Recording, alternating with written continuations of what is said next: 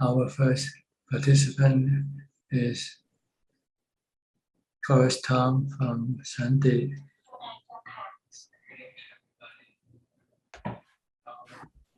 Hi, Ajahn. Santusika. Yes. Greetings. How are you? Greetings. Good. I'm doing fine. Thank you, Ajahn. How are you? Fine, thank you. How's your practice going well? Yeah, we're a little busy. We're building things. So it's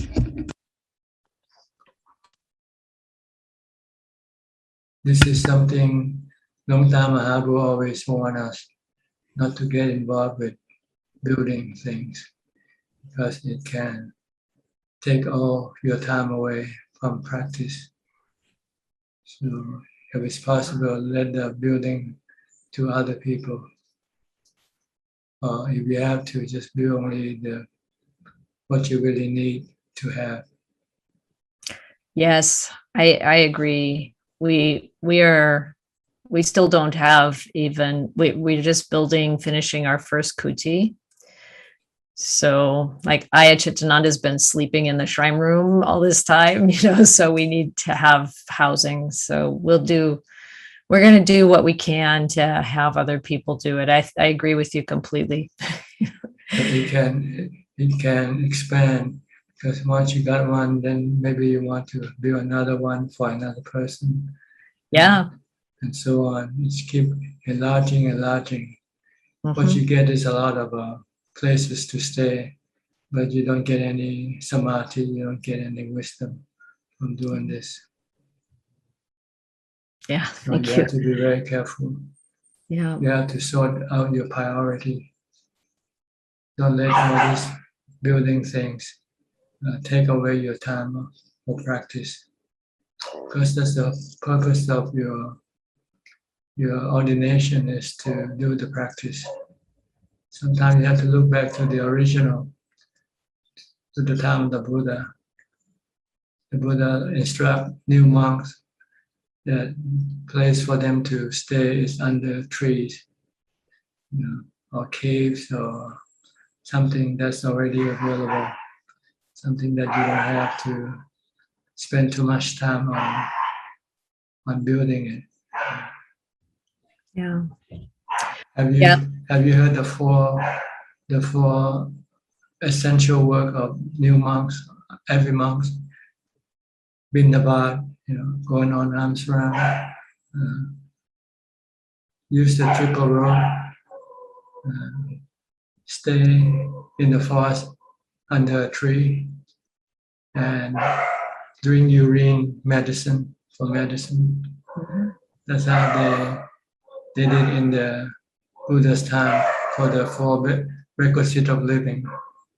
Mm-hmm. Yep. So yeah, we know. You have to be very careful, or else you'll lose your focus. Instead of going to Nibbana, you're going to build more monasteries. No. Yeah, we really try to keep the schedule, continue practicing, take retreat time. So it's taking a long time to build, but it's okay. Keep it limited to, a few hours a day, usually. Some days we work more, but we try to keep the focus on the Dhamma. Yeah, but I hear you, Ajahn. It's completely true what you're saying. I mean, we're trying to keep a balance. If you can leave it to the lay people, that would be better. Let them do the building. Yeah, I mean, we have some help with that, but with, it's the Bhikkhuni Sangha doesn't get the same kind of support as the bhikkhus usually, because, it's newer for people. And so we'll do what we can, it's okay.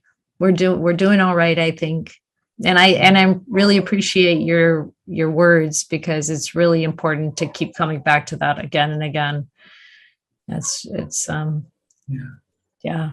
In Thailand, as soon as you are ordained as a monk, the Upachaya will instruct you of this four duty. Yeah. Go on arms round.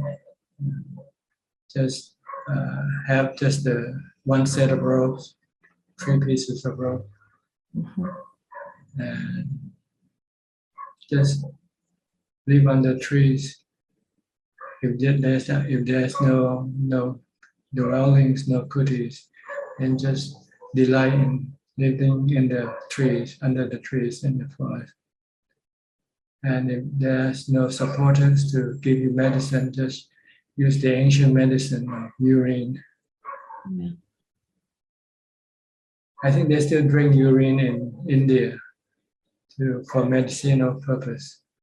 I never drink it though, because there's no need nowadays to do it. But somehow this is how, during the time of the Buddha, when Buddhism wasn't well known and no supporters, that's how monks get by with just with whatever they can get, without losing much of their time from their practice. Their goal is to practice, and with the other 4, just enough to get by. Anyway, this is what Long Dhamma Mahavos always tells us. Every time he visits us, he said, don't get involved with construction work.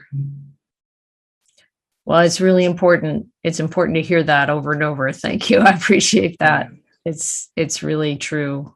And I think my son did drink urine when he was a monk at Wat Yannasangwararam. I mean, they were into that. So I think he's tried it. I never tried it. Okay. Yeah. But this is just something to remind you of. Sometimes we have to go back to the original. Yeah. Why there were so many people became enlightened in the Buddha's time? It's because they're not involved in things that we are involved in today. Involved with today. They were all just doing the practice, and everything else they do it to the minimum, only to as it is necessary. Yeah. I find the problem in myself is that I think, oh, we'll get this done and then it will be easier. I'll have more time for practice, so that's something I really have to be careful of in myself. Like, oh, it's just this temporary push and then it's going to be different. And it's like, well, then there's another thing. So I just have to really be careful that I don't get caught up in that. Try to delegate this work to the lay supporters. Okay. Yeah. Our work is to do the practice. Thank you, Ajahn. Thank you. I hope I don't scare you or disappoint you. Oh no. I'm not. I've had so much respect for all the, Ajahn Chah, Long Dhamma Bua, Longpo Panyawato, and I've learned so much from all of them, and I feel like I'm so happy to know that you're doing this on Zoom and we can listen to the true Dhamma so frequently, and it's just a huge support because our goal is to realize Nibbana and to help people along the way as best we can, but to awaken. And so this is exactly what we want. You're not going to scare us. Okay. But some people, they thought that what they should do is to build nice looking temples or monasteries, and,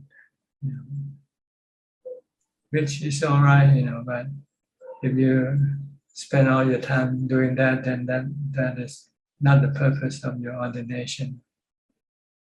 Yeah. Okay. Do you have It's any always- other? Do you have any other question? I don't. I had a question, but I can't remember now, so I'll wait till later. Thank you. Did you want to ask a question for us? I don't have any questions right now, Tanajan.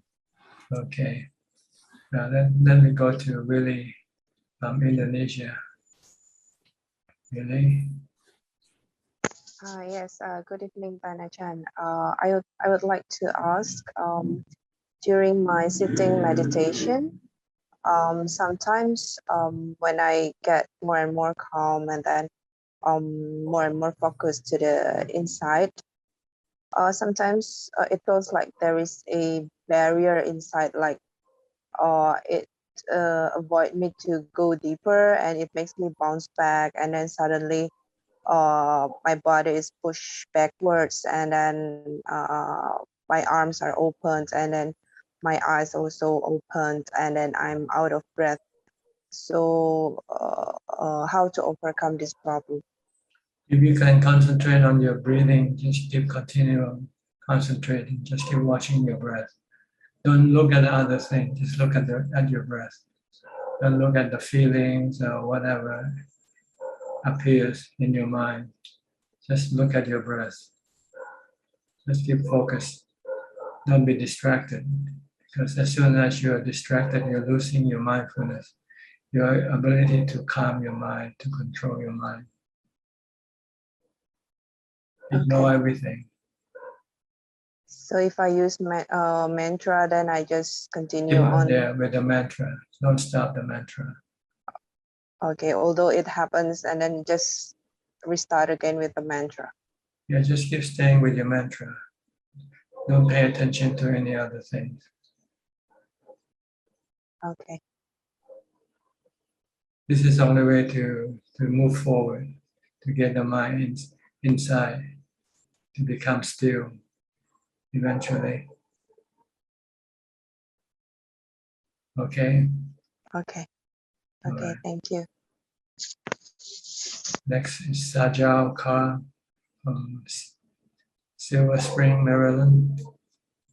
Hi, Sajal. You still worry about other people and not worrying about yourself? No, I thank you, Dan. I think you mentioned that several times, and I think related to this, I was reading your book, and he's saying that then when having difficulty with them, but it's me, and I think I have taken that to heart, and it has helped.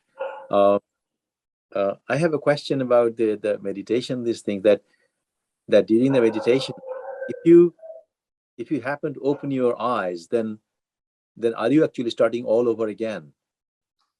Well, you're coming back out, see. You want to go in. So when you open your eyes, it's like withdrawing from your concentration. It's coming out, it's like starting over, really. So it's better to close your eyes and try to restrain your attention toward the five sensual organs or objects. Just keep staying with your meditation object only, whether it's the breath, your breath, or whether it's your mantra. And just stay there, don't go anywhere. You're trying to disengage the mind from the body. So you want to forget about the body, forget about all the sensual organs, like your eyes and ears, nose. And just keep focusing on your meditation object. And is it possible to be in the first jhana and during walking meditation or Don't worry otherwise? about what jhana, it doesn't matter. Just keep controlling your mind, your thoughts. Don't try to trace the jhanas, because as soon as you try to trace it, you're not focusing already. You start thinking. So you don't need to know which jhana you're in, but you can feel the difference as you advance. You feel that your mind becomes calmer and calmer, and all the mental activities become less and less. You can feel that. You don't have to put a marking on, oh, this is probably the first jhana, this is probably the second jhana, so forth. You don't do this during your meditation, but you can do it after you come out. You can review it later on. Oh, I was there, it was like that. Maybe let me check with the text, the scripture to see where that is, or something like that. You can do that afterwards. But during meditation, you don't want to do any analysis. You just want to keep focus. Okay. Thank you, Dhamma. Is that all for now? That's all for Alright. now. Yeah. Next is Kwan Liman from Indonesia. Kwan Liman. I think. Good evening, Ajahn. I'm from Malaysia, Ajahn. Okay. You got any question?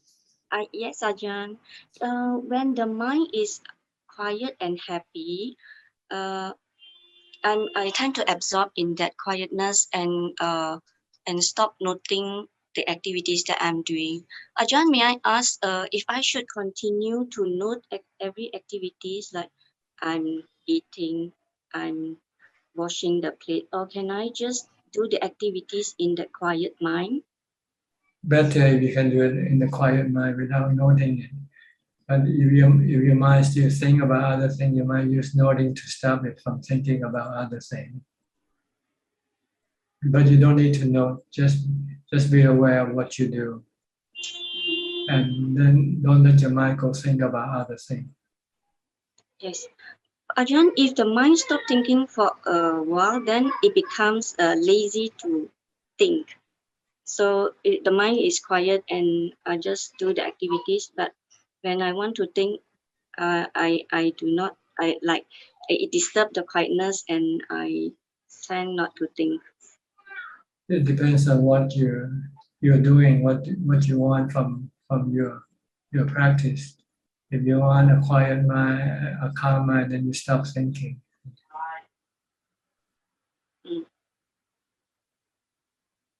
Yes. But it will automatically just quiet and just do the activities. So Yeah, just do the activities that you don't need to think without thinking. But if the activity requires thinking, then you have to think. Like if you are doing some accounting, for instance, so you have to think. If you do some planning or something like that, then you have to think. But otherwise, try not to think. If the activity doesn't require any thinking, then don't think. Okay. Just be merely observing or knowing, just watching.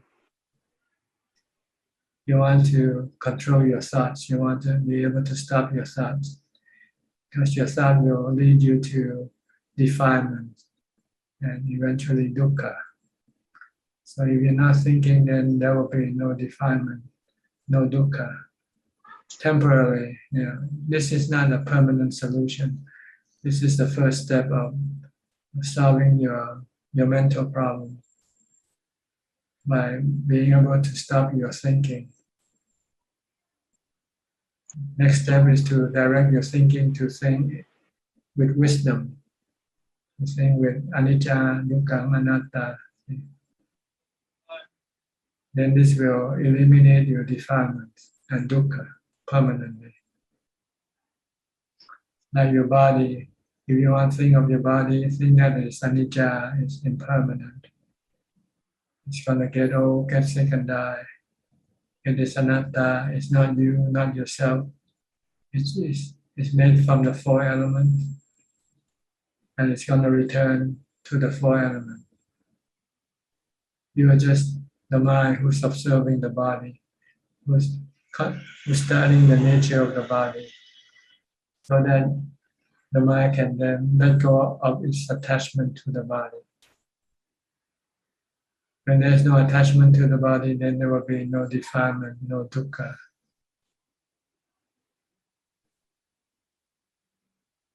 If you think this is the way you should think, but if you're developing samadhi, then you don't think. But when you develop vipassana, you have to think in terms of anicca, dukkha, anatta.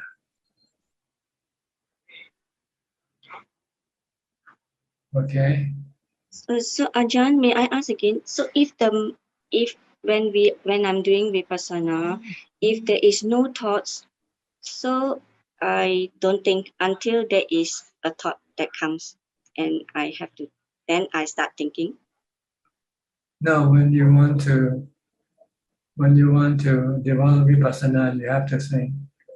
You have to study the nature of the body. Look at the body. Ask yourself, is the body permanent or not permanent? Is it changing or not changing? Can you control your body? Can you keep your body with you forever? If it belongs to you or not? So this is something you have to teach your mind to let go of the attachment to the body. You can do it when you want, whenever you want to. When you are doing mindfulness, when you don't want to think, then you don't need to do this thing yet. It depends on what you are doing at that moment. If you want to stop your thoughts and not want to think, then you don't do vipassana. You are doing mindfulness and samadhi. And you have to know what you are you doing, because these are two separate practices, samadhi and vipassana.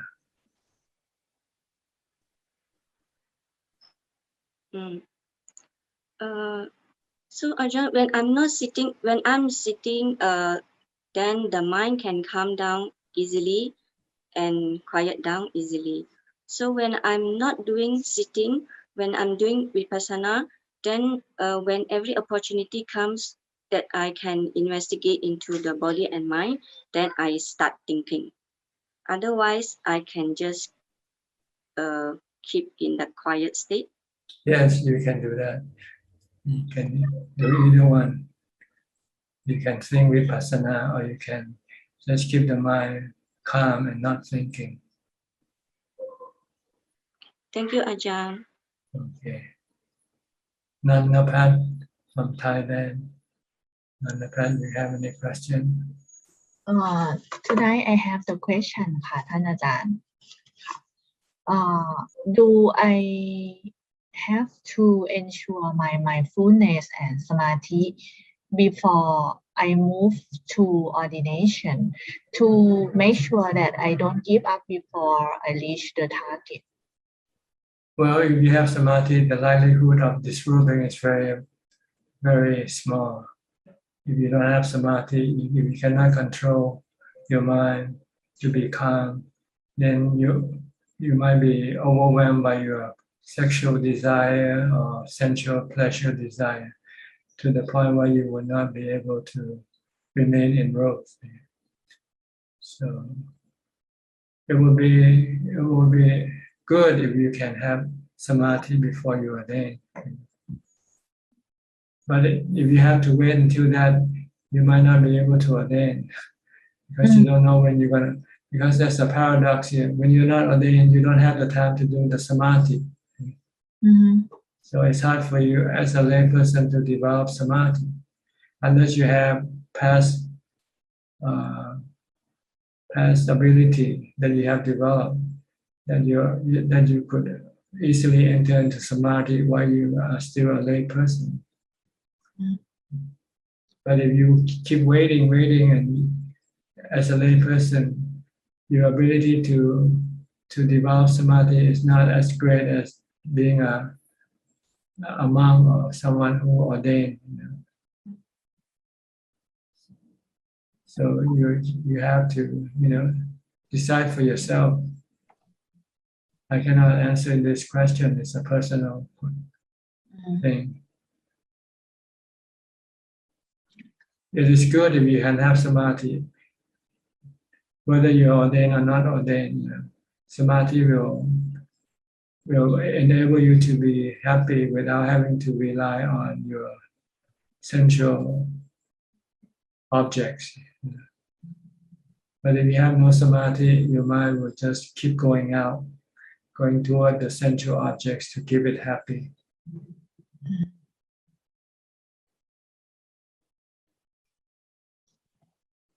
Okay.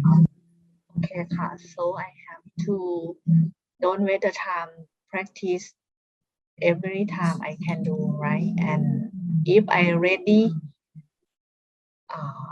so I will investigate again that I can go that or not, right? You can also do a temporary retreat. You can go live in a monastery for 3 months first to see how, or if you can somehow find the time to go and stay in a monastery before you do it permanently. See whether you can live in a monastery or not. And if you think you can, then maybe you can then just stay there permanently. Okay, Okay. Thank you for your teaching. Next, Kenneth from Switzerland. Hi, Professor. Hello, Ajahn. Teaching today? Not yet. I've been teaching. We have a new semester now. I see. We have face-to-face teaching again. In class now, in person. Yeah, it's all normal, except they have to have a certificate. Vaccination or? Yeah, either vaccinated or recovered or tested. I see. Okay. So everyone has a certificate. Do you have to put mask on in your class? Yeah, we still have to wear masks, and but apart from that, it's pretty much normal again, normal teaching. Ajahn, I may like to ask a question. Please go ahead. Regarding letting go of things or people or whatever, just to check the practice. I think for a long time, when I kind of had the goal or the expectation of trying to let go of things through the practice, it tended not to happen, or very slowly. But when I just simply focus completely on the meditation object and don't worry about letting go, then I've been finding that things automatically tend to just go. Some things are quite slow and some things go quite quickly. So my question is that the right way to do it? Just forget about any ideas of letting go and focus entirely on the meditation object. When you focus on the meditation object, you're letting go of everything temporarily. But you cannot do this all the time, right? You have to come out and then you have to meet people and things. And so the way to deal with this when you come out from your focusing is to use vipassana. You have to teach yourself that everything that you have or possess or be involved with are bad for you. If you can see that, then you can let go right away. Okay. If you still think they are good for you, you don't want to let go.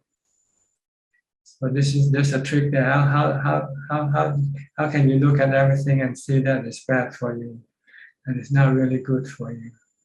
Because our delusion keeps telling us that these things are good for us. Right?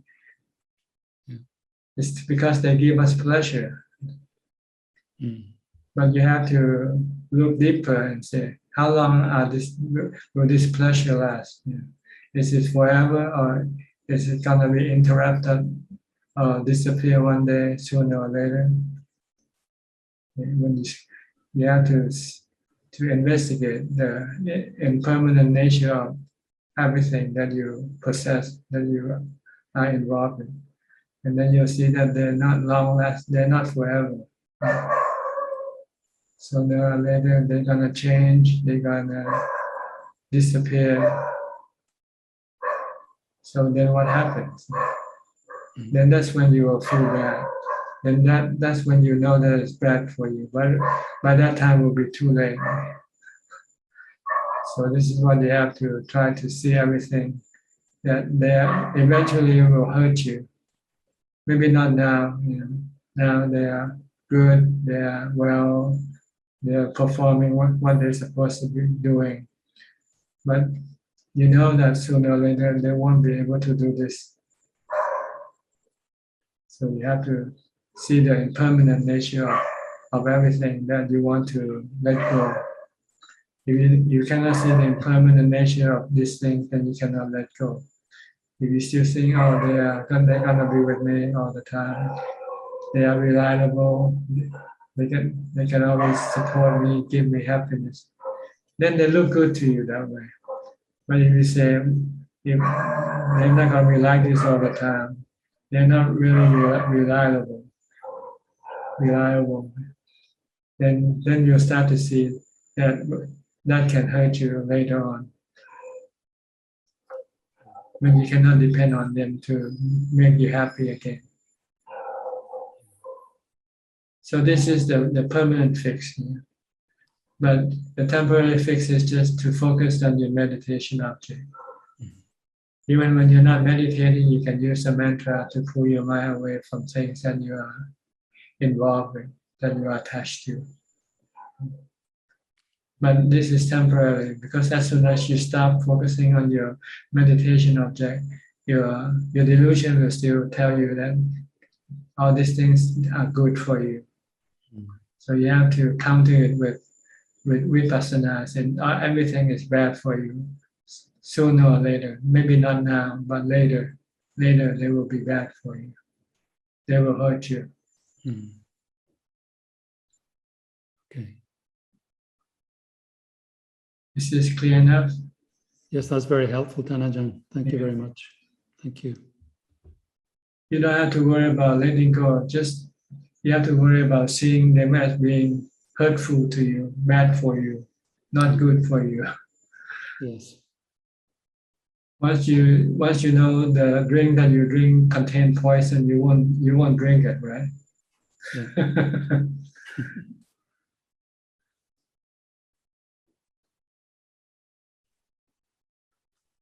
That's why we have lots of products pulled out from the market, because eventually some researcher identify that they are cancer causing or something, then they has to be removed from the market.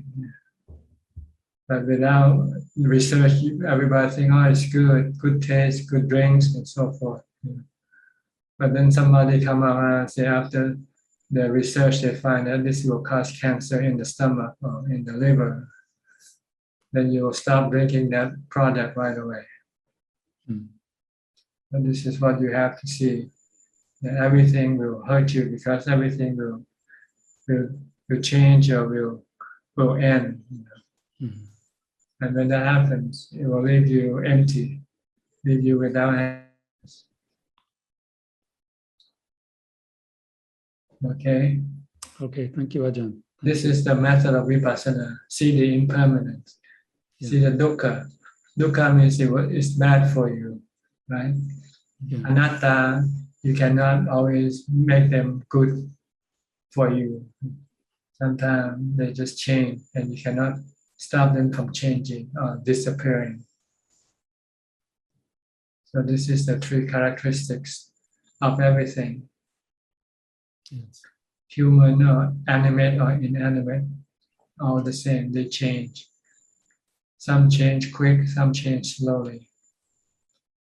The ones that change slowly, it might appear to us that they are not changing at all. Like the mountain, they always exist. But who knows, if you can live for 1 million years, you might see the change in the mountains as well. Okay. Okay. Thank you, Ajahn. Thank you.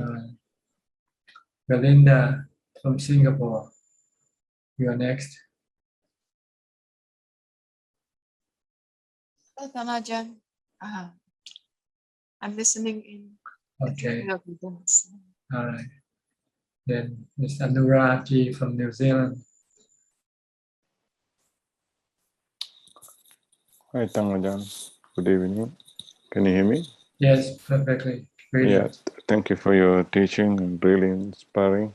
Yeah, I don't have any questions, Ajahn, today. Yeah. Okay. Yes. Thank you.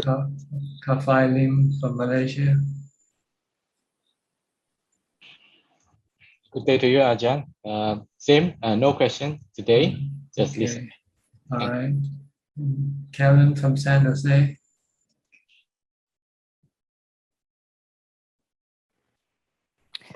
Good morning from San Jose, Ajahn. I wanted to just mention thank you for talking to me about Kasina. I've been looking into that, and I decided to try looking at the color red, but the color kept changing and it was giving me a headache trying to bring it back to red all the time. So it's funny, I decided to just focus on the breath after all, and I've been meditating a lot more, and I tell myself, just watch the breath, you'll learn. And that's working for me after all. Yeah, it's easier to see something that's already there than trying to create the things in your mind, because your mindfulness is not strong enough. Your mind doesn't want to do what you want it to do. It keeps doing what it wants to do. So there's a conflict there when you try to do this. But with the breath, it's easier. But it's not always easy also, because sometimes your mind wants to go somewhere else or something. So you have to keep pulling it back. Say, come back here, stay with the breath. Don't go think about John or Jim or Jack. Just come back. Yes, thank you. I had a question about walking meditation. I have been finding that to be so much easier than sitting, but I'm sitting anyway, and I'm sitting a lot more every day. But the walking meditation is like heaven for me.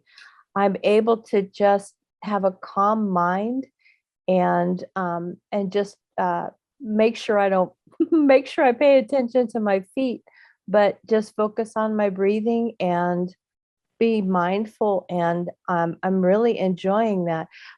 So I wonder if there are any particular tips or information about walking meditation that you could share.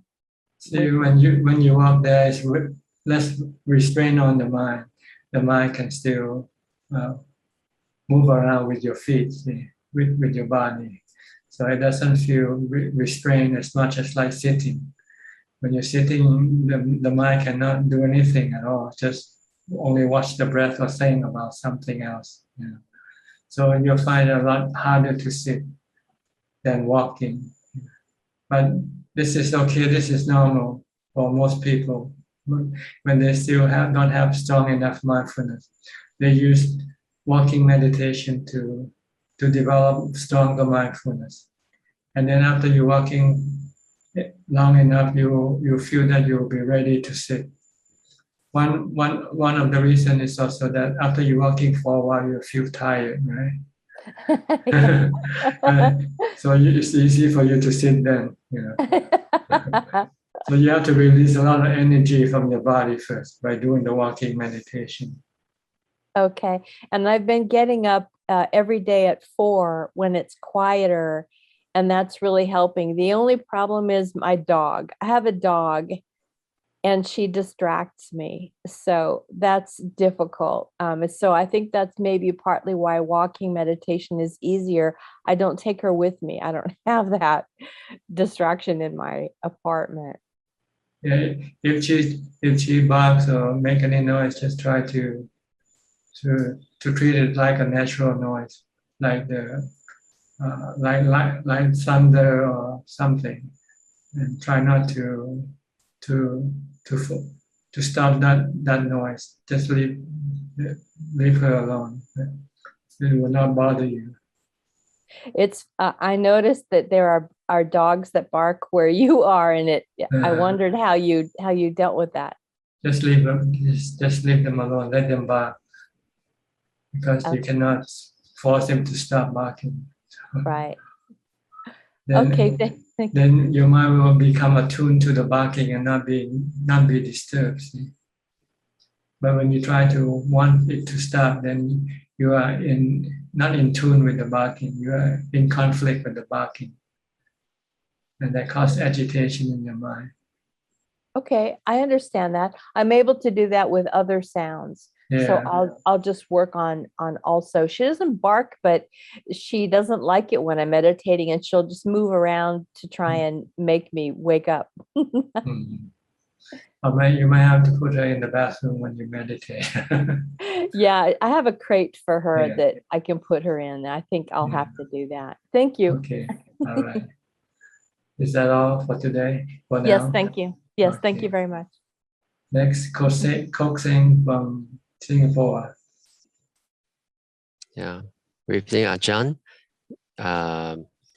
Yeah, I have a question tonight, and the question is regarding the first precept. I take the precept to abstain from killing, and I have some friends who are following the Mahayana Buddhist tradition. So to those friends who are following that tradition, they feel that as a Buddhist we should be a vegetarian and refrain from eating meat. And so I'm not a vegetarian, and my defense to sometimes they ask, oh, why you're not vegetarian? Is that I told them that, oh, even the Buddha was not a vegetarian. So I like to state, Ajahn, what should be our correct understanding regarding vegetarian with regards to the first precept of not killing? Well, I think people who are vegetarian, they think that by eating vegetables will stop killing of other animals. Because if you eat meat, then you encourage people to go kill animals to sell the meat to you. That's the idea. But we look at a bigger picture. Whether animals are killed for meat or not, they die anyway, right? Once they are born, they will be dead one way or the other, whether you kill them or they die of natural causes. So this doesn't really solve anything. Yeah. As far as eating vegetarian food is concerned, you still cannot stop. You can still not stop death in animals.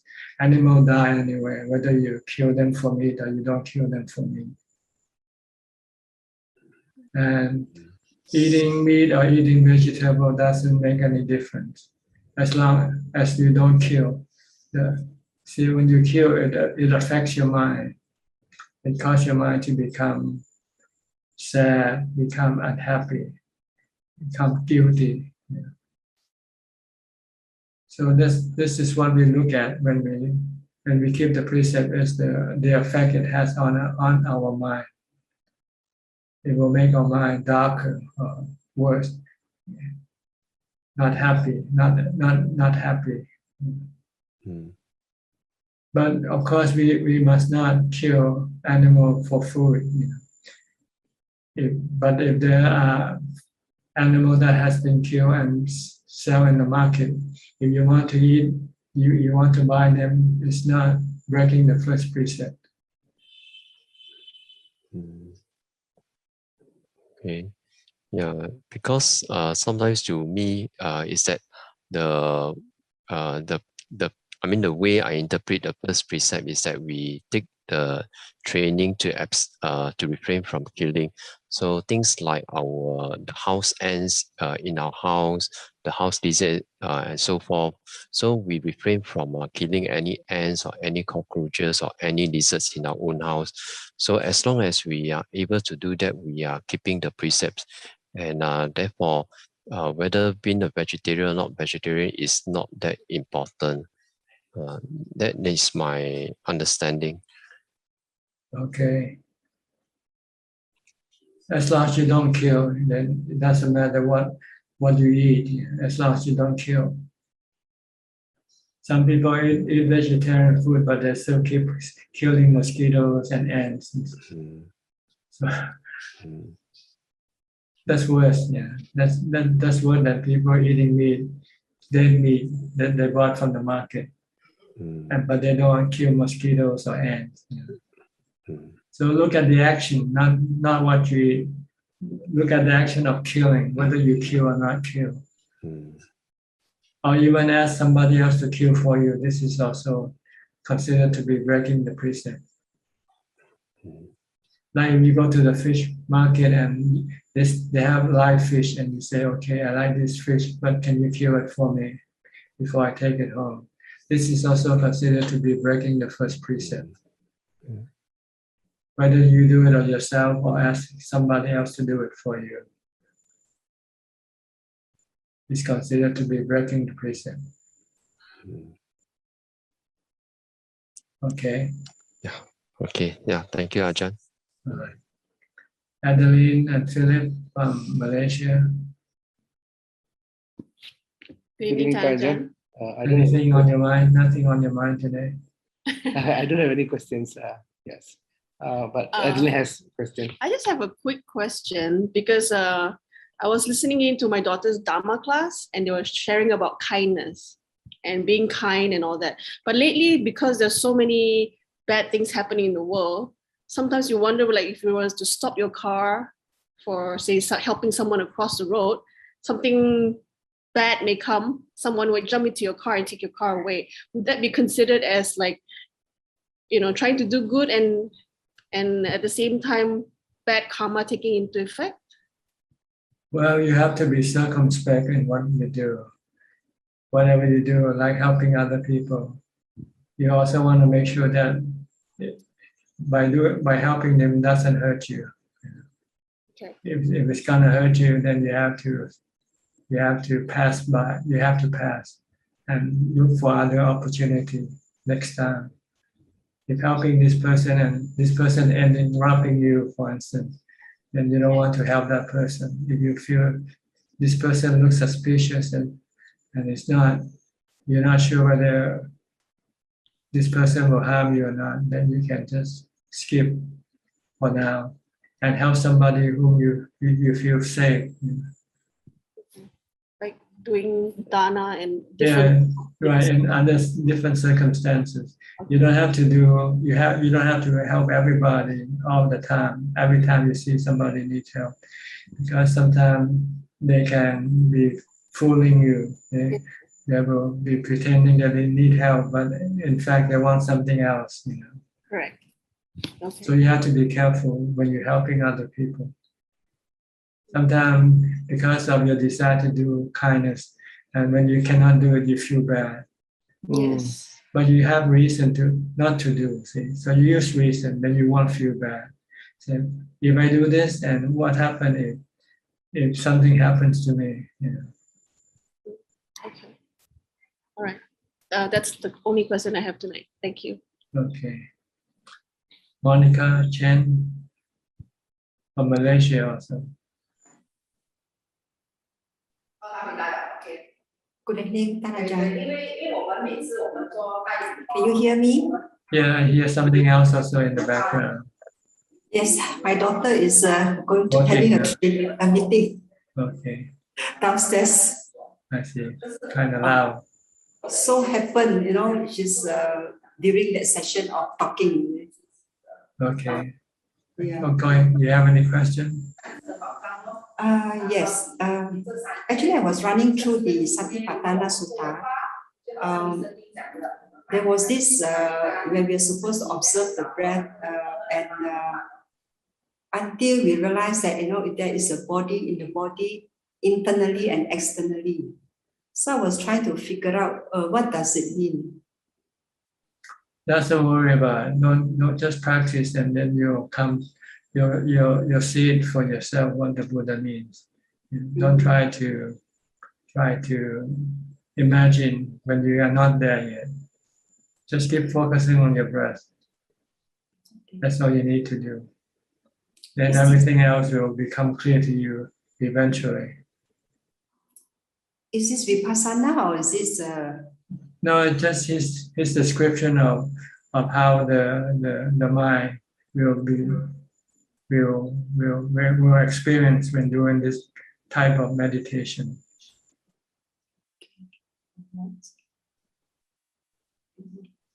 So just do the focus. Just keep concentrating on your breath and get it to become calm down. Yeah. Because what you really need is just the mind to become still, to become calm, and you be happy with the calmness and upekkha. That's all you want from this practice of meditation. Other information, other things you might know, you might not know, doesn't matter. Yeah, I find lately because there's so many dramatic events, the mind tends to find difficult to settle down. It's quite lately the calmness seems to be very difficult to come in. Then I was referring to this Kenneth question. Like when we have this desire for this calmness, can this also, if the desire, the chanda is too strong, can it be an obstacle to the practice?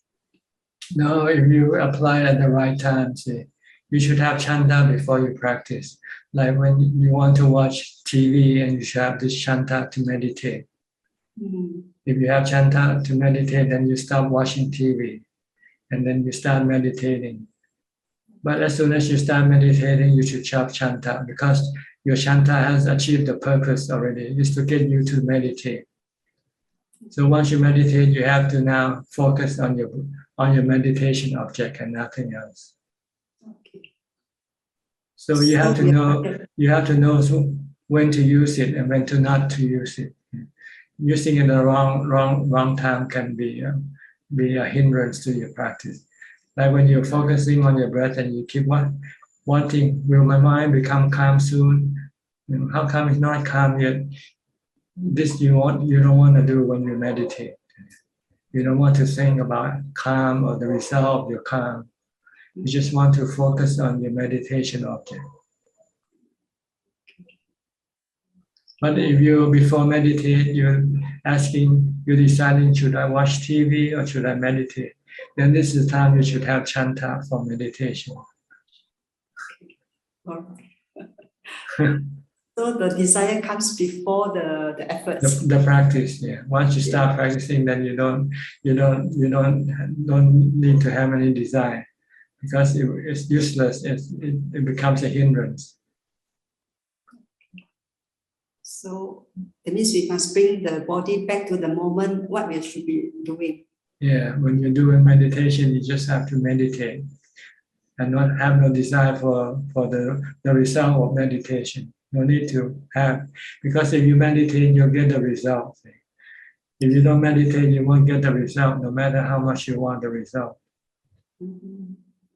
So I think the mind is very greedy for shortcuts.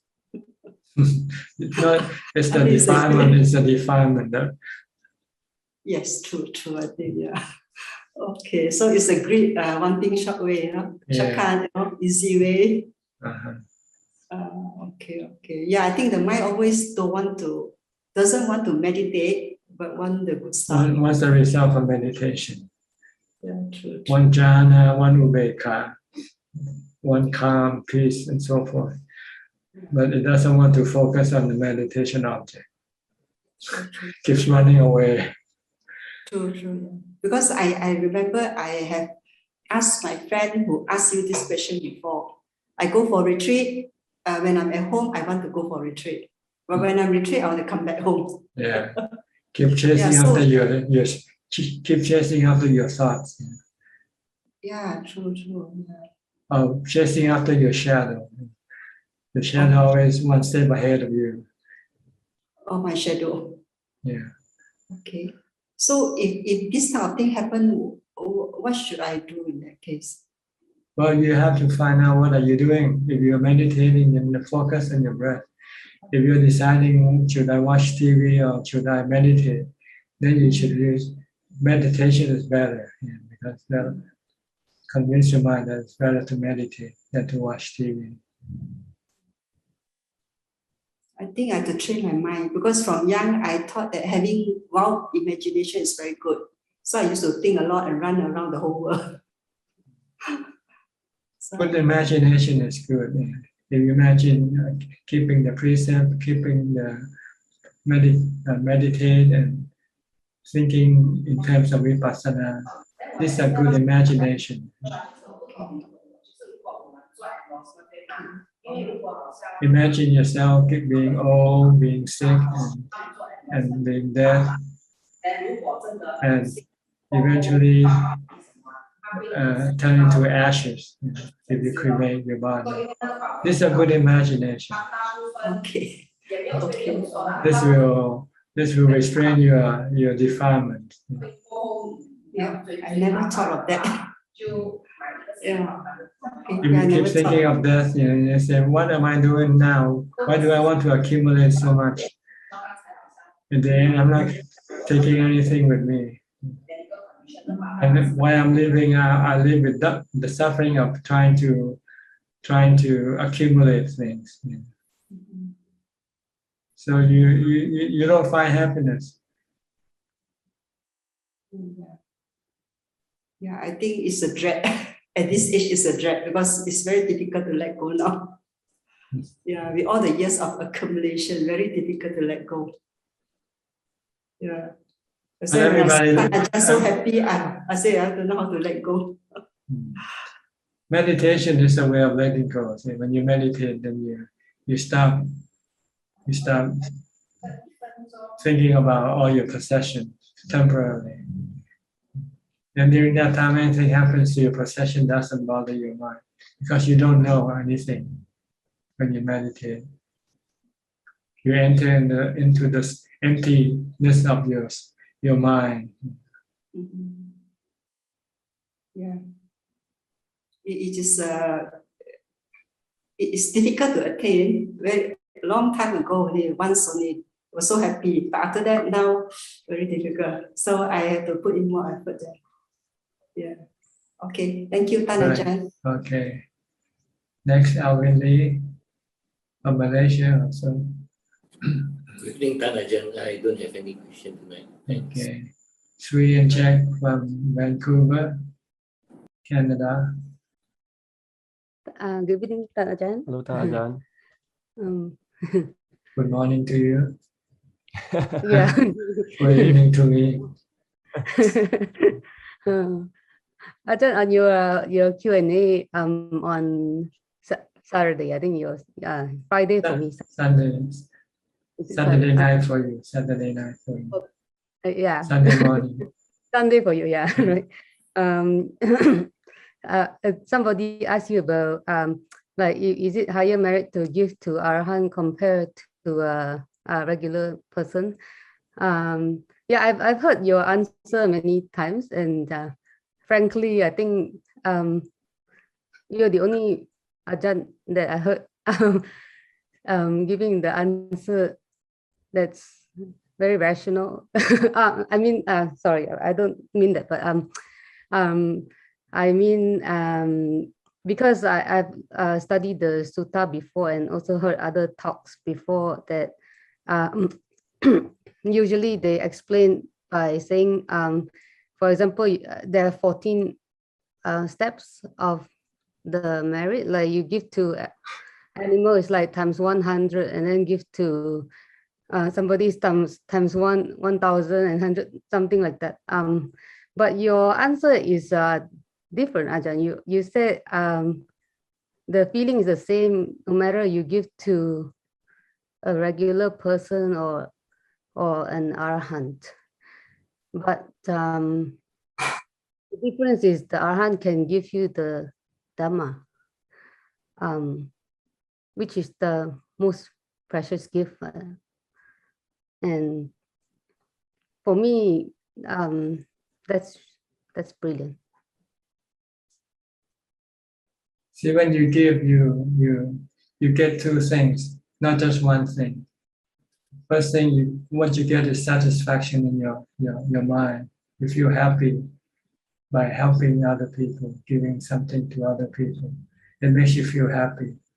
This doesn't matter who you give. If you have the same intention toward that person or a different person, but you look at them as this helping them, like they need food. Whether you give it to a dog or you give it to an enlightened person, it's the same thing. You're helping them. When you're helping them, it makes you feel good. So this is what we call merit. But then there's the second part, is what you get from the person that you help. If you help a dog, feed a dog, the dog might look after your house for you, or bark when somebody tried to get into your house. That's all the dog can do for you, right? But if you give it to an enlightened person, he can teach you the Dhamma to make you become enlightened. So that's the difference. That's the difference when what you get from the person that you give. But the feeling that you get is the same. If you give the same amount, it will be different if you give different amount, because the more you give, the more you sacrifice, then you feel better, you feel happier because you're sacrificing more for the benefits of others. Then this depends on how much you give, not on the person who is receive your gift. Is how much you sacrifice your money or your wealth for the benefit of other people. So if you give, say, $10 and you give $100, that's a different feeling, right? Right. If it feels the same, then why give $100? Just give $10. That's true. Yeah. To me, that's like, it's very so good. The expert, like, nobody explained like this, Ajahn, really. It's like, it's because we just take it literally what the sutta says, and then but nobody can explain Sometimes they just refer to the person you give, what they can give you. See? Right. And in that case, they're different, because each person has different capability to pay back what you do for them. Right. Yeah. So that's different, because you feed a dog and you feed an arahant, you get different things from the dog and from an arahant. That makes so much sense, Ajahn. That's so good. See, that's the problem from studying the scripture without the practice. Right. Exactly. Like when you explain it, it's like, wow, it's so different. Like it's so good. It makes so much sense. And the sutta does not tell us the whole story.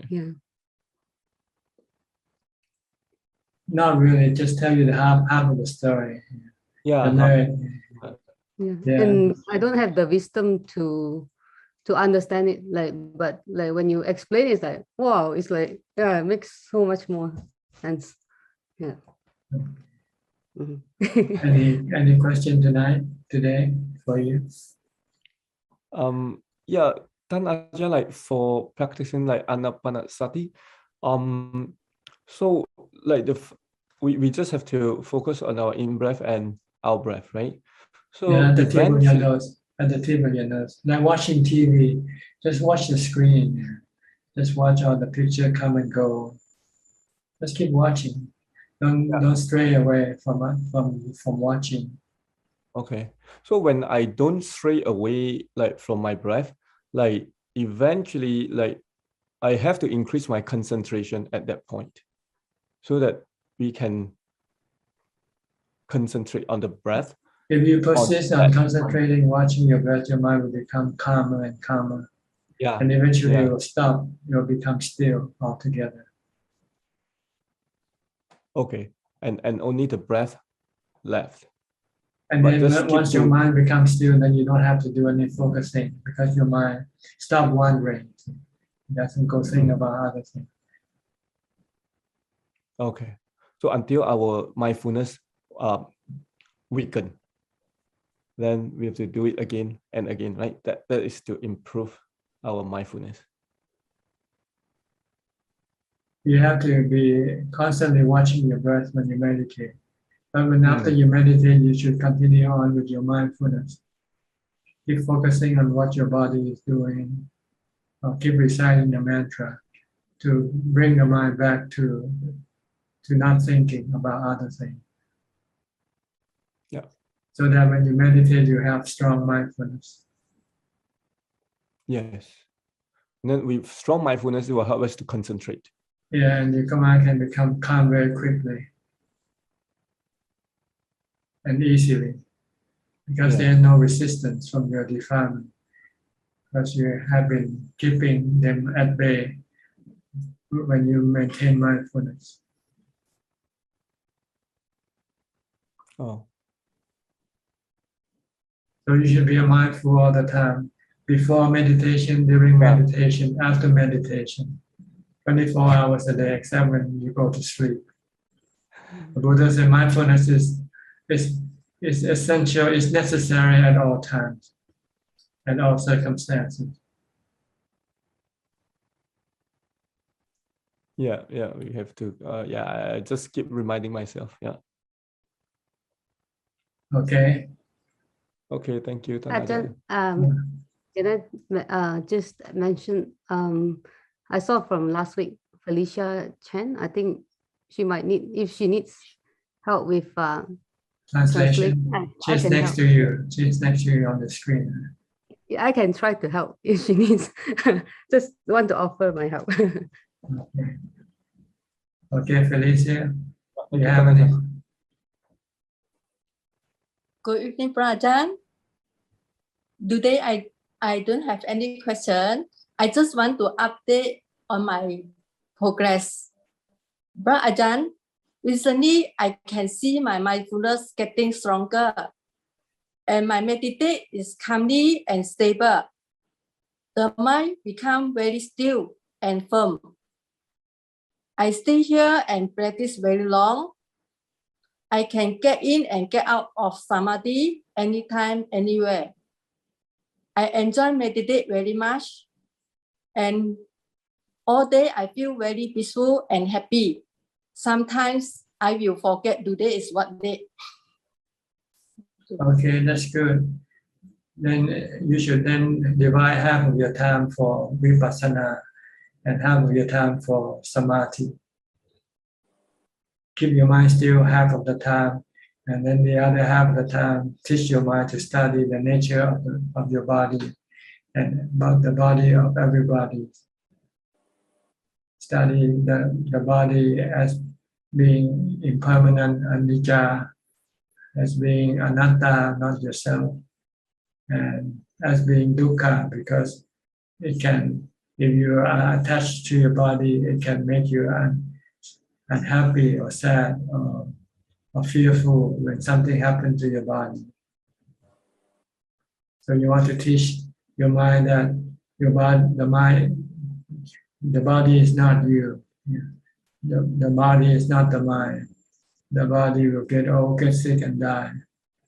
And there's nothing you can do to prevent or to stop this thing from happening. So that if you can teach your mind like this, then eventually your mind will then accept the truth of this impermanent nature of the body, the anatta nature of the body. Then you will not have any desire for it to be otherwise. You will accept aging, accept sickness, and accept death peacefully without having any qualm or any suffering. Can you do that? Try to do that. Thank you, Ajahn. I have to ask my daughter to explain for me. I have to look back that video. Sorry, because I asked for a question, I need to use Google Translate and write and ask my daughter to make correction for me. Then I can ask. This is my bad karma. Maybe Sri can translate into Chinese for her. Can you do that? I don't know. Maybe not the time to do it, because that would be other people won't be able to understand what you're talking about. And then my habit also all language also not very good. All the time in my life I very seldom look for watching TV. Very seldom go shopping. That's why I very seldom mix around. That's why my English very slow. Okay. I have to ask my daughter to help me. All right. Thank you. Just now the sister can give me the offer to help me. Thank you very much. Okay. Okay, sadhu. Sadhu. And thank you very much, Ajahn. You're welcome. And thank you, the sister. Sorry, my English is not good. I thank you very much for you. You give me the help. Sadhu. Next, Gary from Singapore. Good evening, Ajahn. No questions from me tonight. Just happy to be listening in. Okay, thank you for coming in. Next, B. Ravin Chindaporn from Bangkok. Good evening to you, Ajahn. I have a question today regarding the Noble Eightfold Path. It's regarding right view. Could Ajahn please explain how we can develop right view? And from reading in the text, I found that they said there were 2 levels of right view, but I don't quite understand what they are. So maybe could you provide some clarity for me, please? Well, the right view, generally the view that we are the products of our karma. Whether we do good or bad karma, we'll receive the consequence of the good and bad karma. If we do good karma, when we die, we'll go to the heavenly realms of existence. If we do bad karma, we go to the undesirable realm of existence, like being born as animal, or being hungry ghost, or being angry ghost, which is hell. This is the result of doing good or bad karma. So this is one level of right view. And because we are doing action all the time, right? We do karma all the time. And the karma we generally do are usually, there are 3 types: good karma, bad karma, and neutral karma. And they all have consequences. In terms of rebirth, if you do good karma, you will be reborn as angels in heaven. If you do bad karma, you will be reborn as animals or as angry ghosts in hell. And if you do neutral karma, you're reborn as human being. So this is the basic understanding of Buddhism, the law of karma. And this law of karma also can be refined to the 4 noble truths also. This is a higher level of understanding. Yeah. Your dukkha arises from your craving, your desire. Yeah. So if you do any karma with cravings, then you'll get dukkha. When you crave for something and when you cannot get it, you feel sad, right? You feel disappointed, you feel angry. But if you have no cravings, then you won't feel sad or angry. So this is also the higher right view, the view of the 4 noble truths. And if you don't want to have any dukkha, then you have to get rid of all your cravings. That's all. And the way to get rid of your craving is to practice vipassana and samadhi with the support of your good karma, and by keeping the precepts and do good karma, do charity, keep the precept, then this will make your mind ready for meditation. Okay. So it's kind of like get the mind to putting the mind to have a right understanding before we, do the other. Yeah, you have to know what you want. You want happiness or you want suffering. If you want happiness, you have to do charity, you have to keep the precepts, and you have to practice vipassana, samadhi, and vipassana. This will give you a different level of happiness. Giving dana give you one level of happiness. Keeping the precepts give you another level of happiness. And meditate give you another level of happiness. And being able to use vipassana to get rid of your attachment, this will give you the highest level of happiness. Okay, so vipassana is done by contemplating on the Four Noble Truths? On the three characteristics of existence, to get rid of your craving, which is part of the Noble Truth. The second Noble Truth is cravings. And vipassana is the fourth Noble Truth. The practice of vipassana is the fourth Noble Truth. Okay, all right, I understand.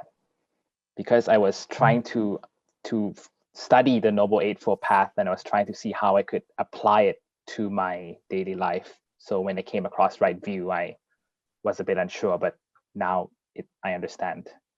So it's very clear. Okay. Yep.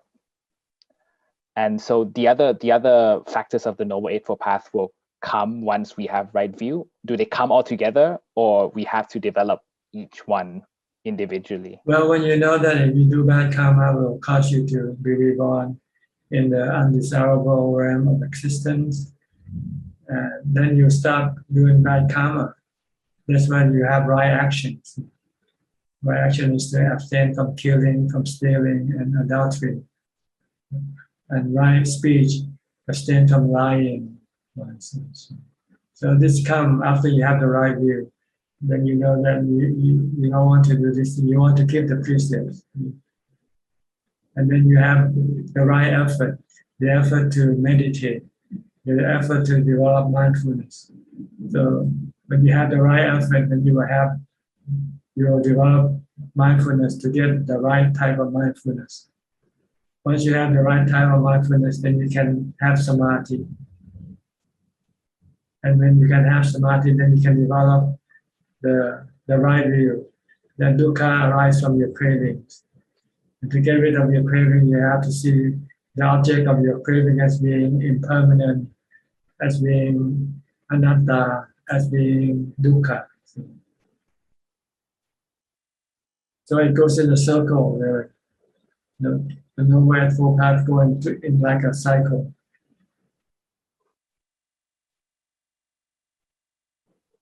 Okay, understood, Thanajan. Thank you very much. Johanna from Malaysia or Indonesia, Singapore, I forgot. Good evening, Thanajan. Go ahead. Yes, tonight I have a question about how is the best way to practice humility, being low profile, but at the same time, we don't need to feel any less than any other people, Ajahn. For instance, for like us as a layperson, when we go working, we have to see many competition around us. So if we want to not get involved mentally and keep our peace of mind, then how is the best way to practice humility without we not having to feel any less than any other people, Ajahn? Well, you have to think in terms of your reaction toward other people.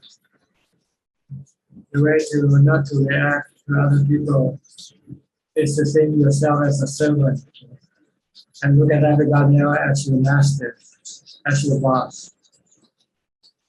When you can do this, then you will not react to your boss, right? Whatever your boss says, you say, sadhu, sadhu. Yes. But you know, this is just role playing. You know, in truth, we are all the same. We have the same type of body, and our body will get sick and die the same way. So there's no difference in this in the absolute truth of ourselves. We are all the same. But in the world of role playing, we should take a lower role because it's easier to handle than a higher role. Okay. If you think yourself as a boss and if nobody listen to you, then you can get angry, right? Yes. Yeah, that's the best advice. Thank you very much, Ajahn. Okay. Yes. So when you feel bad that you're playing servant, just tell yourself it's just playing. It's like in a theater, you know. It's like a play. You just play the role of a servant. Because it makes you feel better. You don't have to fight with other people. Because the servant doesn't have to fight with anybody. Yes. And the Ajah's answer about like we being a servant is like the medicine for our ego. Sometimes the ego like want to fight back, but yeah, that is a very good practice. Thank you, Ajahn. In my background noise is a little bit loud because I'm having rain right now. Oh yeah. So the sound might change. I have to speak maybe louder for you to. You can still hear me, all right? Yes, right? but Okay. I can still hear Ajahn quite clearly. Okay. Yes. But here I have to strain my voice a little bit. Just because the sound of the rain is quite loud. It's okay, Ajahn. I still can hear Ajah's voice. And yeah. Is that all the question you have to me? Yes. So next, just one question. Thank you, Ajahn. Okay. Then we go to Alfredo. Alfredo from Brazil. Hi, Ubeka. Hi, Bante. Yes, my practice is very good. My life is very calm. Oh, very good. Not have many things to do. Yeah. And I teach other people's, but not a lot. Né? Only say any things about the good. A good person, wisdom is important. The people wants to work, not other things.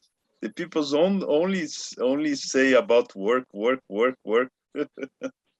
is different. It's different way of life, né, Bante? That's right. Different way of making yourself happy. Yes. The Buddha's way is to sit still, not to do anything. Yes. The world way is to work, to accumulate, to make money, and to go places to make yourself happy. Yes. But the Buddha way is to sit and meditate to make yourself happy. Yes. Which is easier, working or sitting?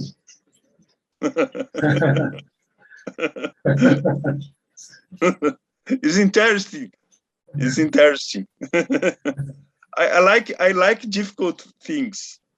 difficult things is a desafio for us, né? We have wisdom. We have. I like Maga. Maga for me is very completely. At times I will vipassana with Maga, with Samadhi, Samasankapo. Is very rich, né? It's very interesting. Very interesting. Good intentions. Good intention is very good. Good safe. Good intention is very good. I like to see Loba Moza in Doha. For me, Loba Doza in Moha is the same of Anicca, Dukkha, and Anatta. I know that Anicca, Dukkha, and Anatta is three characters of all things, né? Anatta is very good explanation, but Loba Doza in Moha is good because we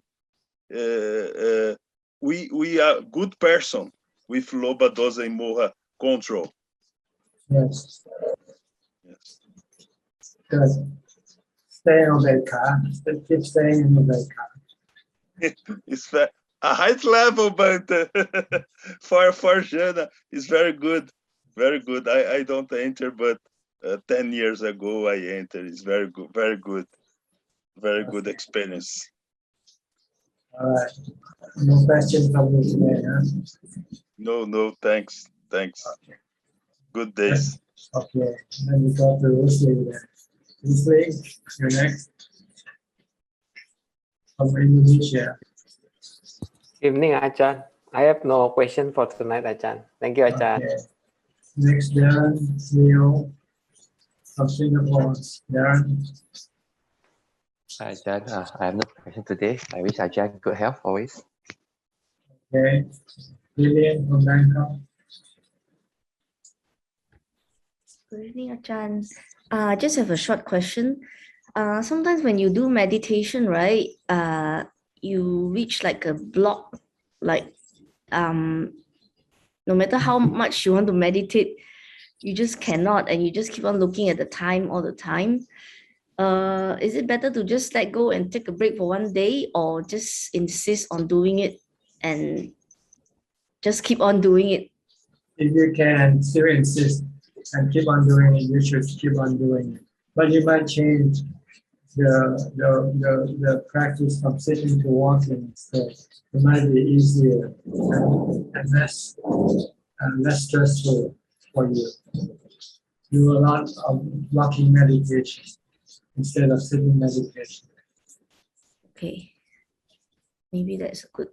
Because like what Monica was saying, I think now that the situation is getting better, there's a lot of distractions as well. So I think that could be part of the cause as well of the distractions. Yeah, because you can do more now. Before you cannot do anything. Yes, and there are more responsibilities now that schools are reopening and stuff. There's a lot more things coming in. Activity, a lot more temptation also. Yes, correct. So really Don't do walking meditation instead. Okay, can. I'll just keep focusing, watching what you're doing at the moment. Okay. Yeah. It's like practice. It's like walking meditation. Instead of watching your feet, you're walking, you watch what you're doing. If you're brushing your feet, just keep watching you're brushing your teeth. If you're eating, just keep watching eating. And then your mind will think about other things. Okay.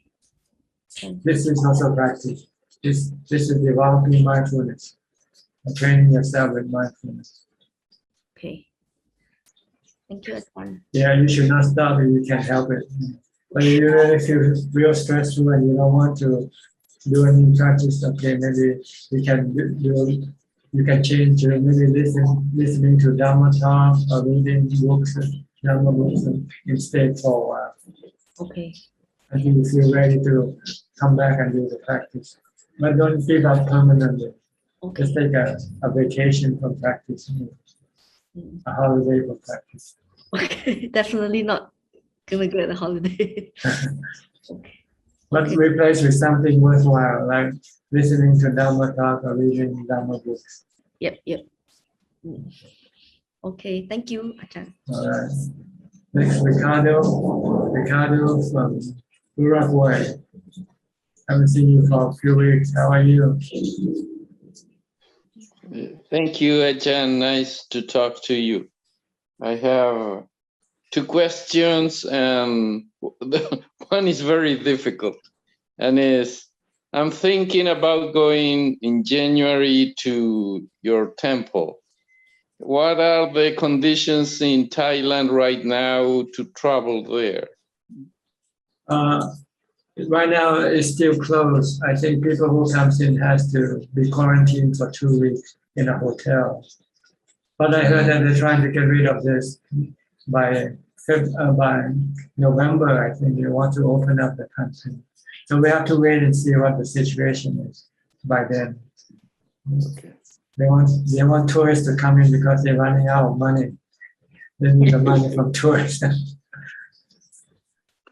Okay. So you have to if you really want, if you're serious, you should consult the Thai consulate near where you live, to find out the exact situation. All right. Okay.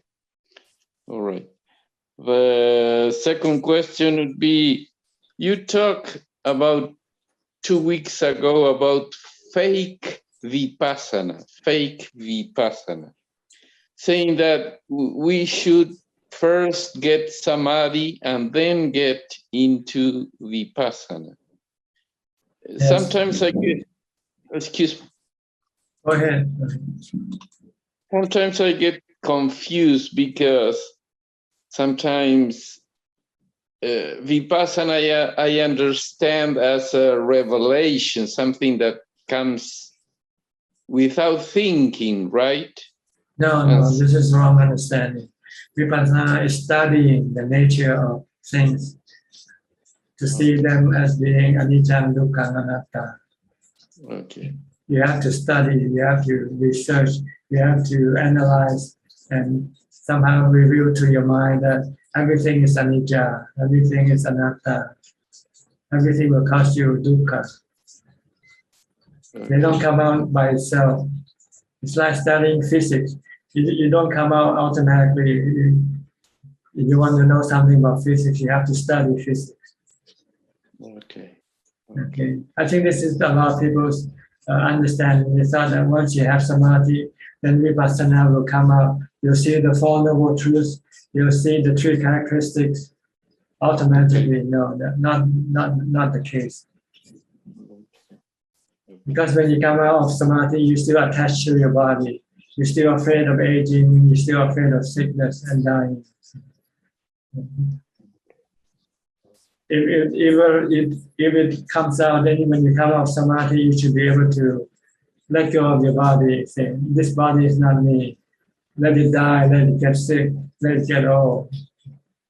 It doesn't happen that way, right? You have to constantly teach your mind this.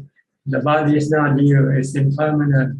You will cause you dukkha if you cling to your body. Okay. This is something you have to keep reminding yourself, teaching your mind, so that it can let go.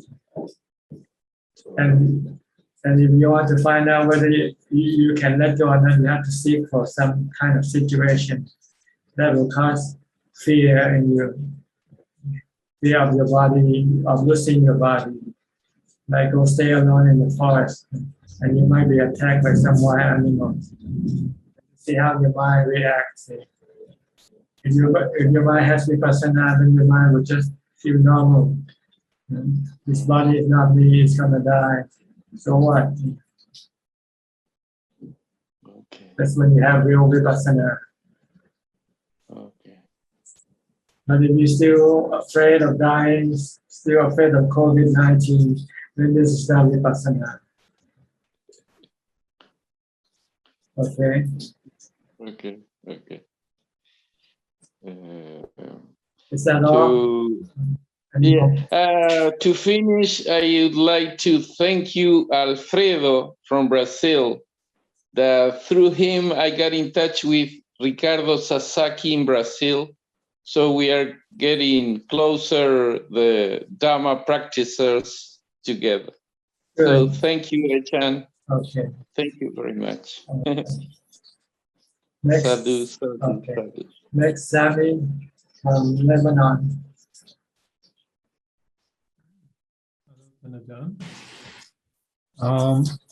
I have a question for today.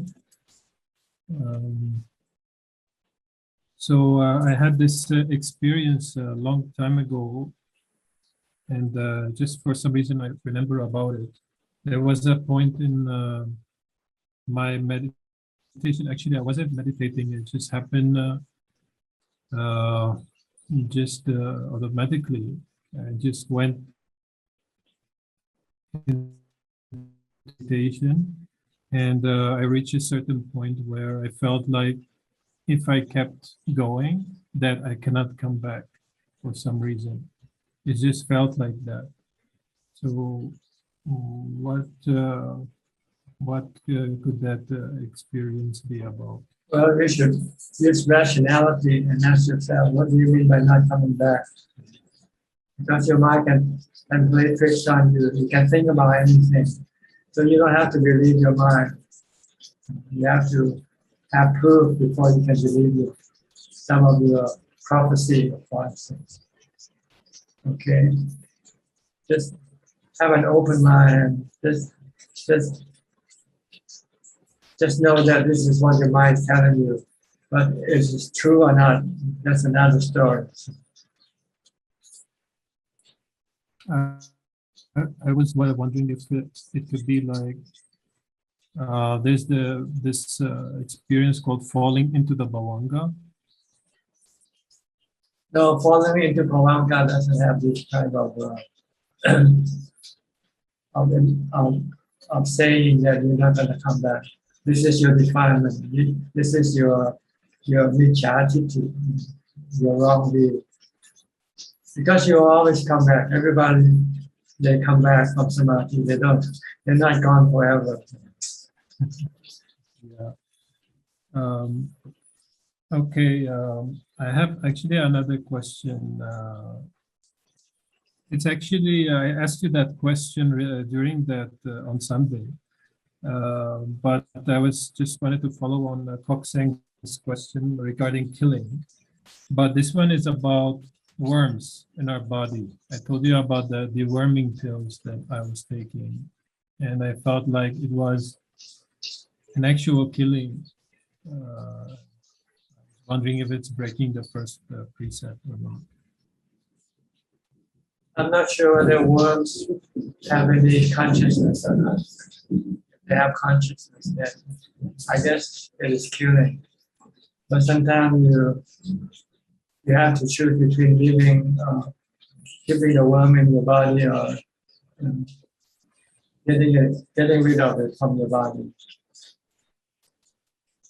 So I think in terms of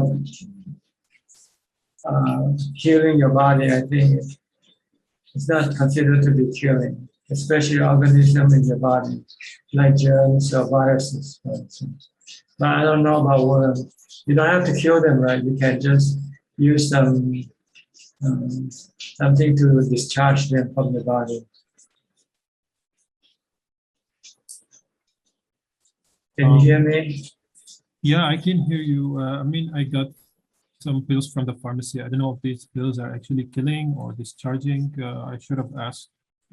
Maybe next time I go there, I'll ask them. Okay. Okay, one more question. How do we overcome self-doubt on this path? How become self-doubt?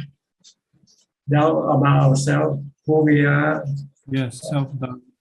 Because lack of knowledge. You have to study more from the Buddha. And the Buddha said there is no self. So then self is just a delusion that's created by the mind. So there's no self. The mind just knowing. It's a nature that knows. That thing that feels. But there's no self in this nature, this mind. It's just like the wind that blows. the water that flows. There's no self in this thing. So there's nothing in the mind. There's no self in the mind. What seems like there's a self is come from delusion and created by thinking about it.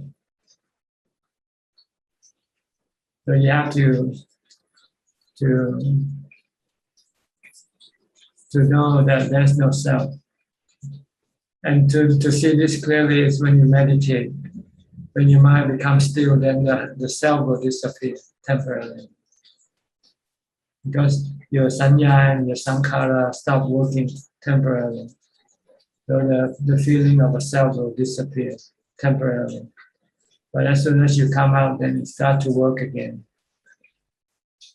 Start to remember a self, start to think of a self again. Okay. So in order to get rid of self-doubt, I have to meditate on anatta. Well, first you have to meditate to get into jhana.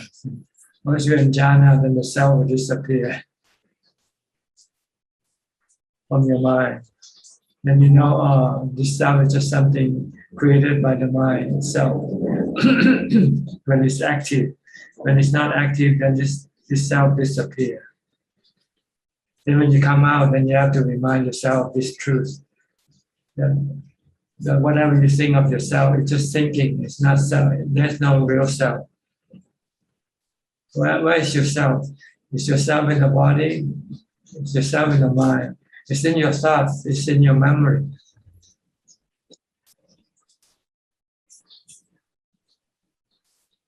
Understand? So when you feel bad about having self-doubt, just get rid of it by stopping it by reciting the mantra. I have doubt in being on this path, or for example, doubt that I'm ever gonna progress, or that I'm ever gonna achieve anything on this path, like this kind of doubt. So it's related to, like, I should meditate more and get into jhana to get rid of it. Yes, you doubt because you haven't got any result from your practice. That's because you don't practice enough. So you have to practice more and more. Eventually, when you get the result from your practice, then you have no doubt after that. Okay. All right. Yes, thank you, Tanajan. Okay. Next, Iri from Indonesia. Iri. Yeah, Ajahn. Can Ajahn hear me? Yes. Namo Buddhaya, Ajahn. Today I want to ask about my meditation. When I meditate for very calm, and I feel the heart go down, and down, and there is a nimitta again. The nimitta is the old man come to me and say, if you want to my help, you can call me. And he go. When he go, my leg is jerked once, and I can see my body is sitting meditate. And I get in again. I can see my whole body born sitting here. You should stop following your nimittas and come back to Bhutto. Because you'll be fooled by what your nimitta tells you. And when I can see my whole body, is that nimitta too, Ajahn?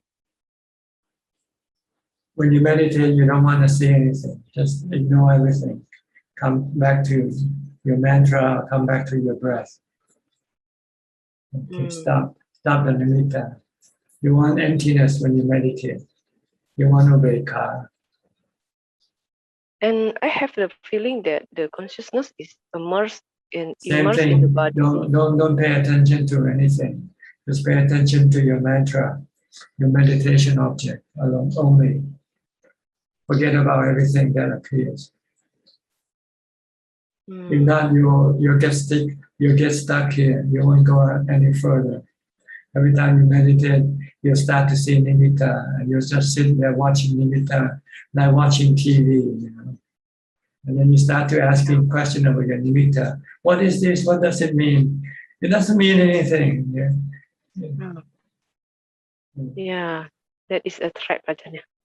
So don't be attached to nimitta. Don't pay attention to nimitta. Just pay attention to your mantra or your breath. Yeah. Is that a like mindfulness, yeah, Ajahn? Yeah, that's right. Right mindfulness.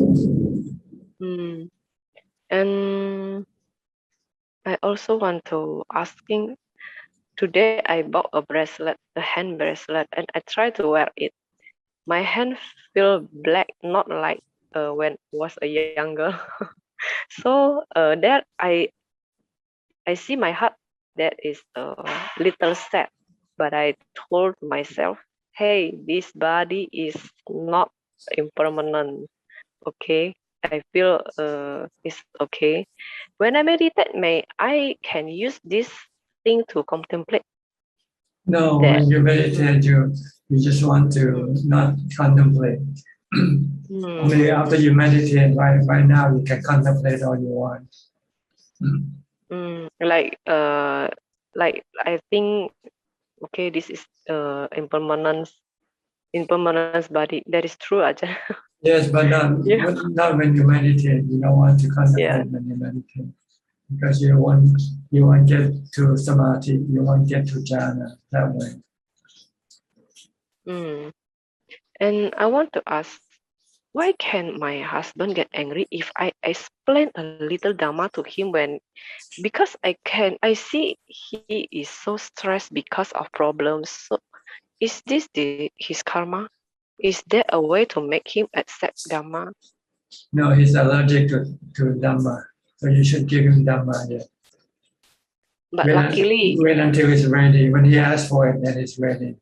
If he doesn't ask for it, don't give it to him. Yeah, but luckily he can accept about anicca, dukkha, anatta because I often to say these three things to him, but he cannot accept about when he get angry to somebody. I told him, you don't get angry to another people because the people is only like you. You have the body, he have a body too. You don't have to ask. You don't have to get angry with other. He cannot accept this explain. So he's called me that. Are you crazy lah? You don't talk about the body and body. Okay. I don't know what I mean. Yes.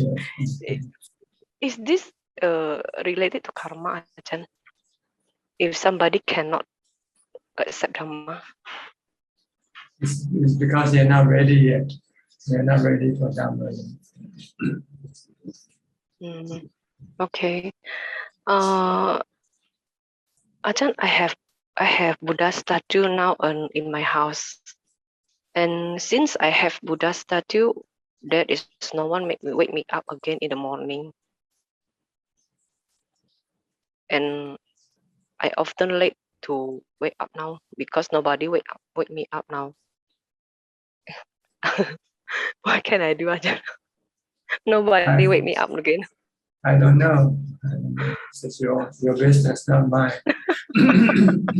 I cannot solve all your problems. You have to solve your problem yourself. Okay. Okay, Ajahn. Okay. All right. Bye-bye. Bye-bye. Thank you, Ajahn. Okay. Next, Kyuyan Dong from London. Kyuyan. Hello, Ajahn. I'm like 2 hours away from you now. Oh, really? Where are you now? I'm in Bangkok now. Oh, in Bangkok? Yes. Okay. You're staying in a hotel right now, quarantine? Yes, I'm in a hotel. 14 days, or how many days? Yes, 14 days, yes. Okay. So you can do your practice now in your hotel. You are alone now. Yes, I couldn't imagine how good it is. What a big change.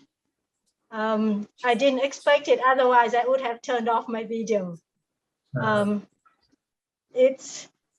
could feel smiling, flying, as well as I could cry today. So it's I didn't expect it, just being by myself, and it's not a good practice I've done, but it's a huge change. This is what you want to do, is to be alone like this. So quarantine should be no problem for Dhamma practitioner.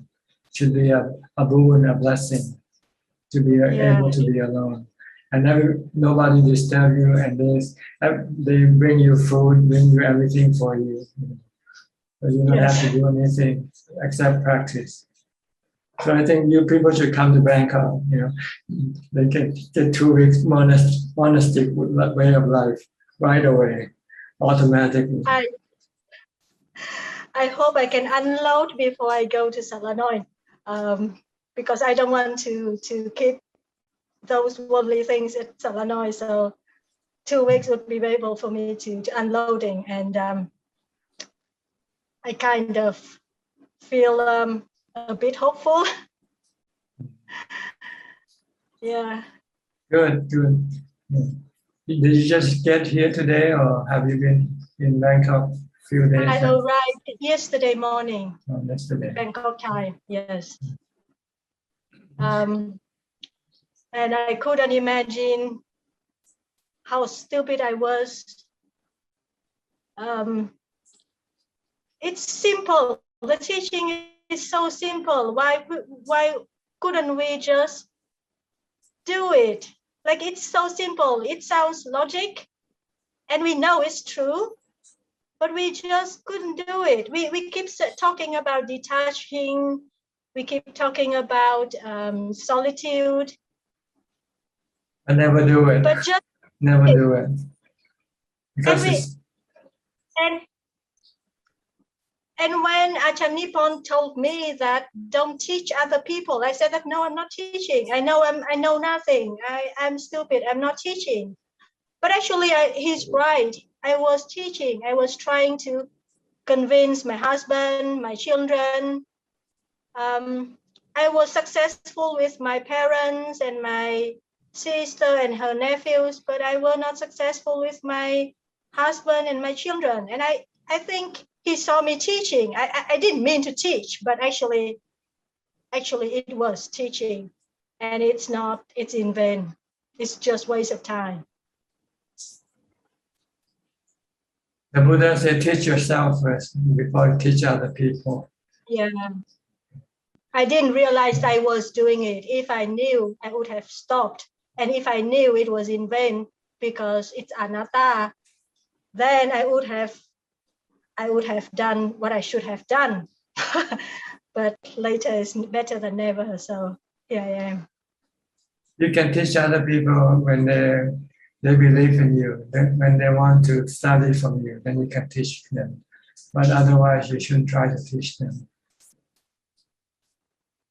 Yes, I was thinking, actually, I wanted to give them the best I know or the best I can or I could, but actually what I think is best is not what they think is best. That's right. So for them I have to do it for myself first. Yeah, for them it's money and holiday and gifts and things like this. This is what they want, not Dhamma. All right. Expensive lesson, Tuan. So you will leave the quarantine and go straight to the monastery. Yes. If I have longer time, I would have come to Wat Yan, but I think this time it's tight. Okay, no problem. We can always meet here in the Zoom meeting. No need to come here physically.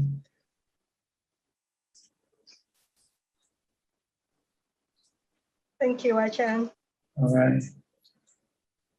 So right now, try to take advantage of your time and try to put in as much effort as you can for the practice. Okay. Thank you. All right. Next, Say Yuan from Singapore. Hello, Ajahn. Hi. Any question? Yes, I got two questions. So just now Alfredo was talking about work. So yeah, I would like to ask something about work. So want to ask Ajahn, when should you change your job, or when should you try to change your view regards your current job if you are feeling dissatisfied? Because sometimes they say you must change a condition that is more suitable for practice of Dhamma, but sometimes the teaching says to like just stay with the conditions and try to change your view. So how to have this wisdom to see clearly on what is the best way forward spiritually? Well, you have to weigh the options between changing and not changing the job. If changing the job is better, then you change. If changing the job is not better, then you don't change. Simple as that. Or if you change the job and it's still the same, then you can change or you don't have to change because it doesn't make any difference. So you look at the consequence of your changing the job, whether it will be better for you or worse for you or the same, then you can make the decision. Yeah, but I think sometimes our assessment is always clouded by a lot of defilements. We think that by changing somewhere, it will get better. But a lot of times I feel we are not very clear on what is the wise assessment of the situation. Then you don't change. You stick to the old horse, stick to the horse you know. Okay, thank you, Ajahn. We'll consider that. Okay, the second question is regards to interacting with people. Like, how do you cultivate patience to others? If like when you try to explain something and people sometimes they take longer to understand, like at work, during discussions. So how do you handle this grow patience and treat people with loving kindness?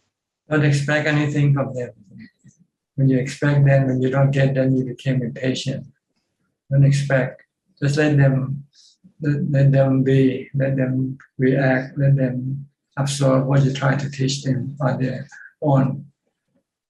You cannot force upon them.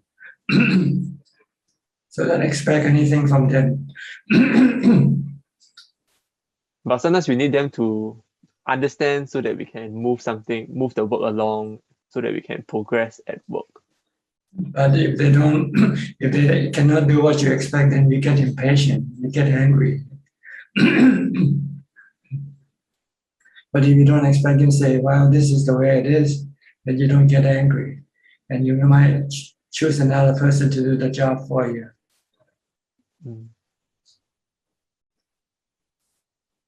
Okay, thank you, Ajahn. We'll practice on that. Okay. Next is Jacob Eberhard. Jacob, oh, I'm sorry. Let's get Yen Soul first. Okay, okay, from Penang. Good evening, Ajahn. No question today. Okay. All right. Then I can go to Jacob then. Hi, Jake. Hello. From Las Las Vegas. Vegas. Right. Yeah. Okay. Very good. Ajahn, do you accept people for retreat, visitors for retreats, 3 or 10 days? Yeah, for lay people, we can accept lay people to stay with us. Okay. That was the only question that I had, sir. But you have to make contact first, appointment, so we know when you're coming and so forth. Yes. Yes. It would have to be well planned out. I thank you. Yeah, and you can contact my assistant by going to my webpage, Suchart.com, to do the contact, and we'll give you the email where you can contact my assistant, and they can arrange for your visit if you should decide to come.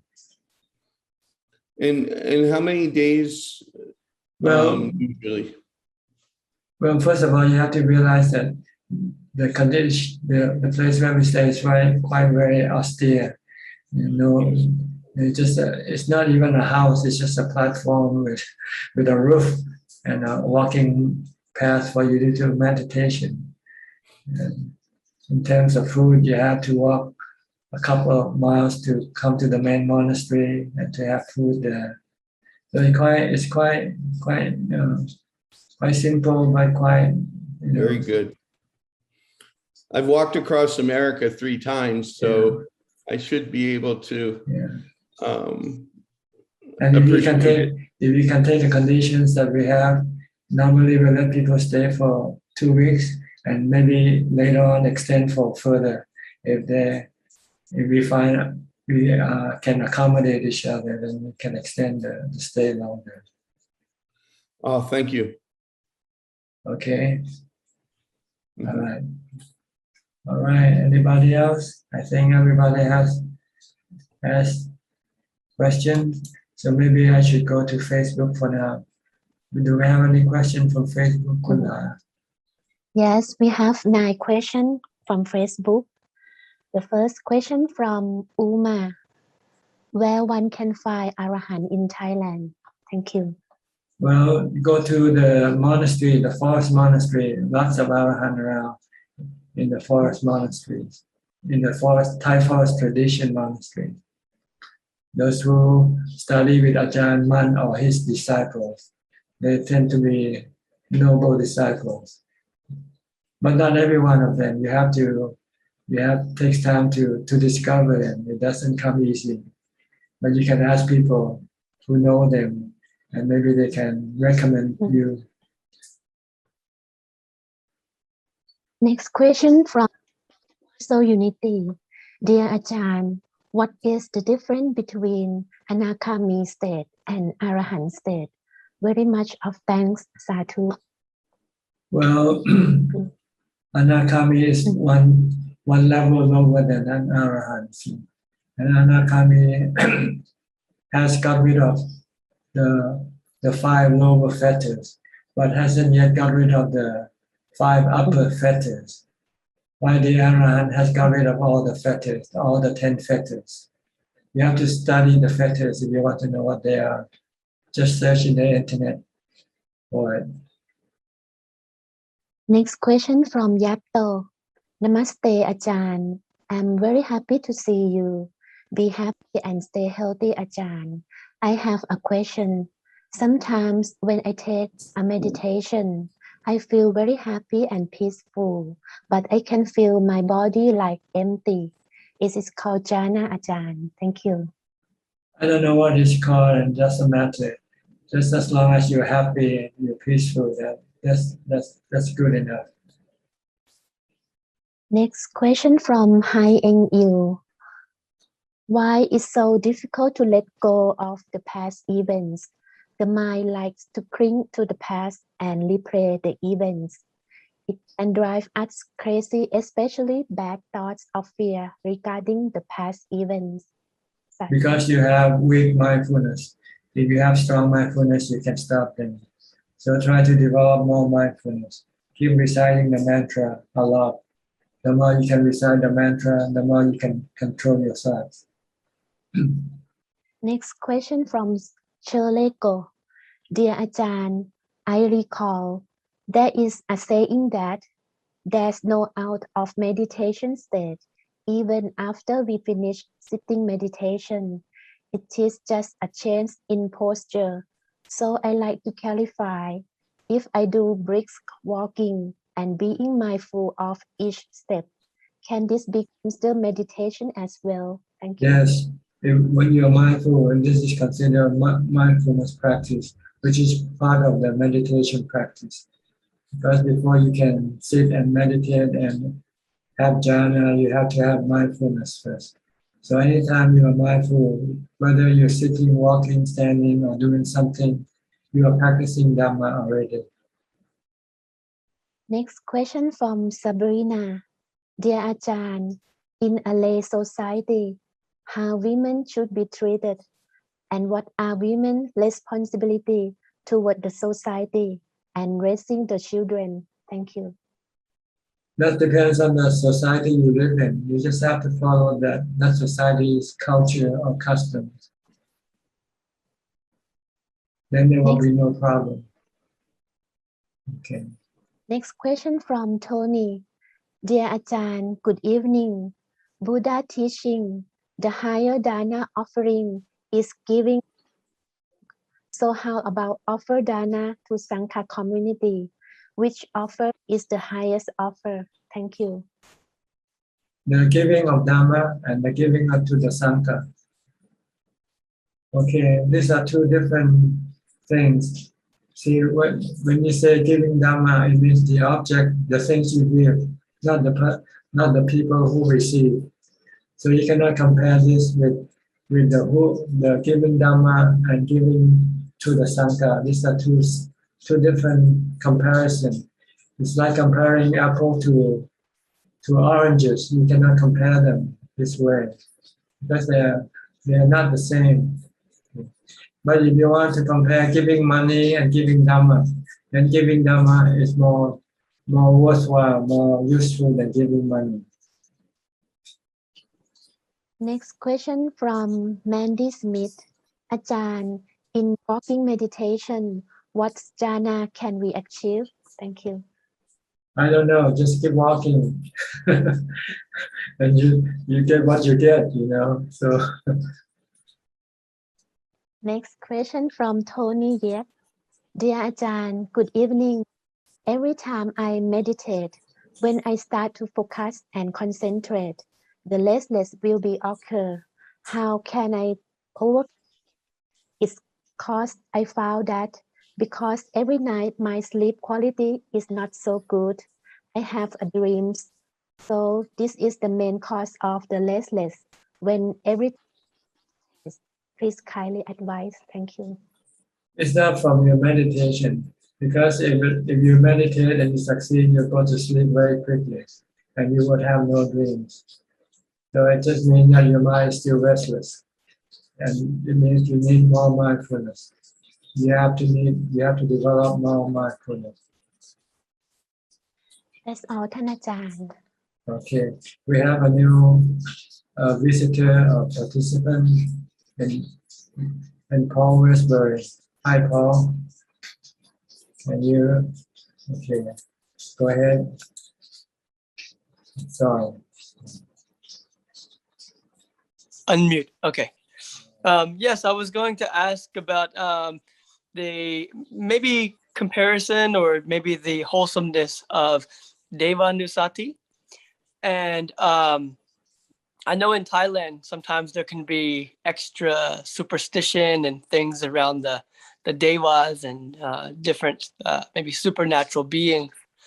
And in the West, we have such a scientific point of view that it's very materialistic. So how can we find a balance with this type of practice?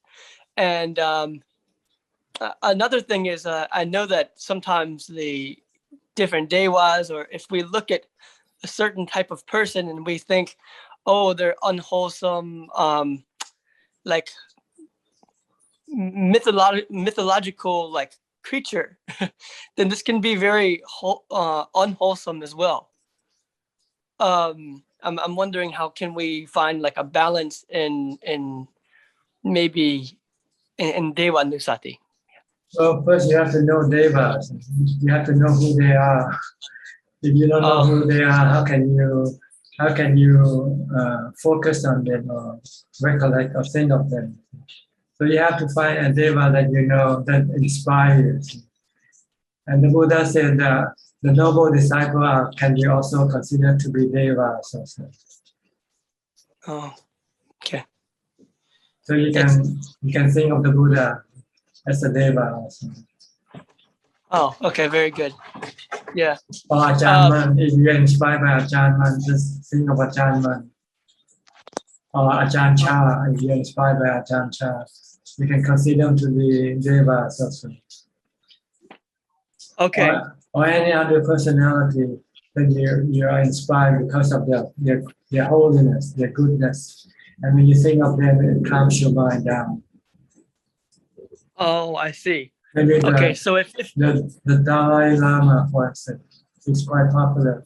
Maybe he can become a Deva to you also. Oh, I see. So these things have to kind of come naturally, Yes, you have to know the devas. You have to know the devas. If you like Vishnu, and you know who Vishnu is, and you think of Vishnu and makes you happy, then you can use that Vishnu as your deva nusati. Oh, is this necessarily a trained perception? Like, can we train to like? We don't want to lie that we are seeing something like that, but maybe have creative thinking that these things exist. Well, you have to know these things before you can use them. If you don't know them, then you cannot use them. That's the point of reflection. Maybe this is applicable more in during the time of the Buddha, when they know all these devas. So this deva nusati was part of the collection of Kammatthana. But in our modern society, we don't talk about these devas anymore. So it will be difficult for us to use deva as an object of reflection or meditation. Okay. Yeah. It's very good reflection to reflect on. Maybe Ajahn Chah. I always feel like I have connection with Luang Por Cha, and I don't know, but just thinking about the good qualities of. That's right. Anything just to anchor your mind and calm your mind down. Then you can use them as the object of meditation. Okay. Okay. Thank you, Ajahn. All right. Anybody else would like to ask any question? If you do, please raise your hand. Okay, Evie. Hello, Ajahn. Ajahn, I want to ask. When I am watching the breath, my mind is at work. I know it is thinking. I know that. What should I do? Force it not to think? No, Sometimes just ignore the thinking. Just focus on your meditation object. When you first start, there will be a wall between these two things, your thought and your concentration. But as you keep on concentrating, then eventually your thought will stop by itself. You don't have to force it to stop. The more you force it to stop, the more it will keep thinking. Yeah, sometimes I let it wander, but I still know it until the mind starts to tired and stop on its own. But it takes a long time. Sometimes my legs start to hurt, and this become a new problem. Because your mindfulness is not strong enough. So you have to train more in mindfulness before you sleep, before you meditate. Yeah, I should stick and focus to the breath like a laser, or Buddha like a laser in one point. You should do this before you meditate also. Just keep watching your body, stop thinking. Or keep reciting the mantra, even before you meditate. Then when you meditate, you can calm your mind down very quickly. Okay. Okay. I want to ask, does every meditator have a nimitta, Ajahn? No. Well, it depends on how you define nimitta. But every meditator will have something in the mind when you meditate. Maybe a sound, maybe a picture, maybe a feeling or something. But this, you can ignore them and just keep focusing on your meditation object. A person who has nimitta like me in meditation is more dangerous than a person who doesn't have nimitta, right? Probably, because then you become distracted. So when you have nimitta, then you're not doing your work. Instead of watching your breath or reciting the mantra, you follow your nimitta. You keep watching your nimitta. Okay, Ajahn, I will try tomorrow morning. Okay. Thank you, Ajahn. Anybody else would like to ask any question? You're welcome to do it.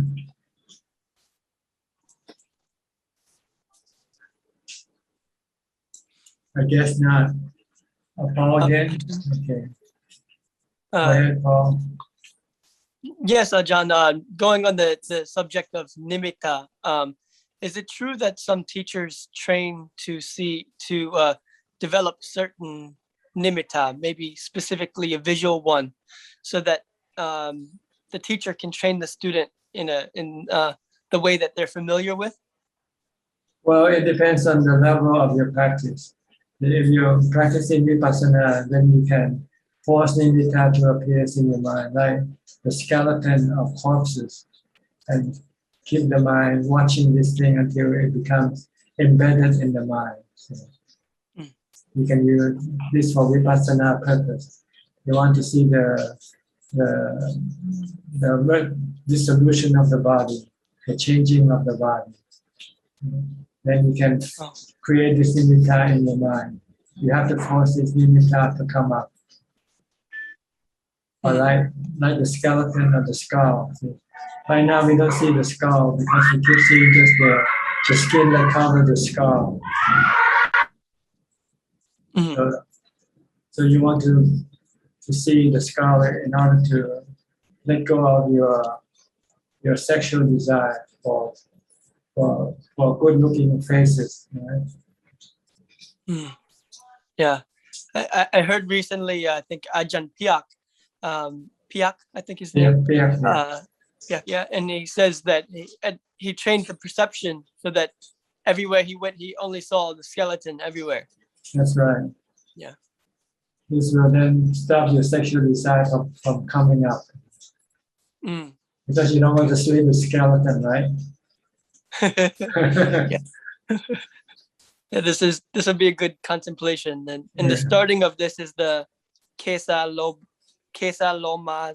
Not necessarily. Maybe it's better to do it in your own language because you can then see the picture clearer. If you use Pali, then you might not understand what you're reciting.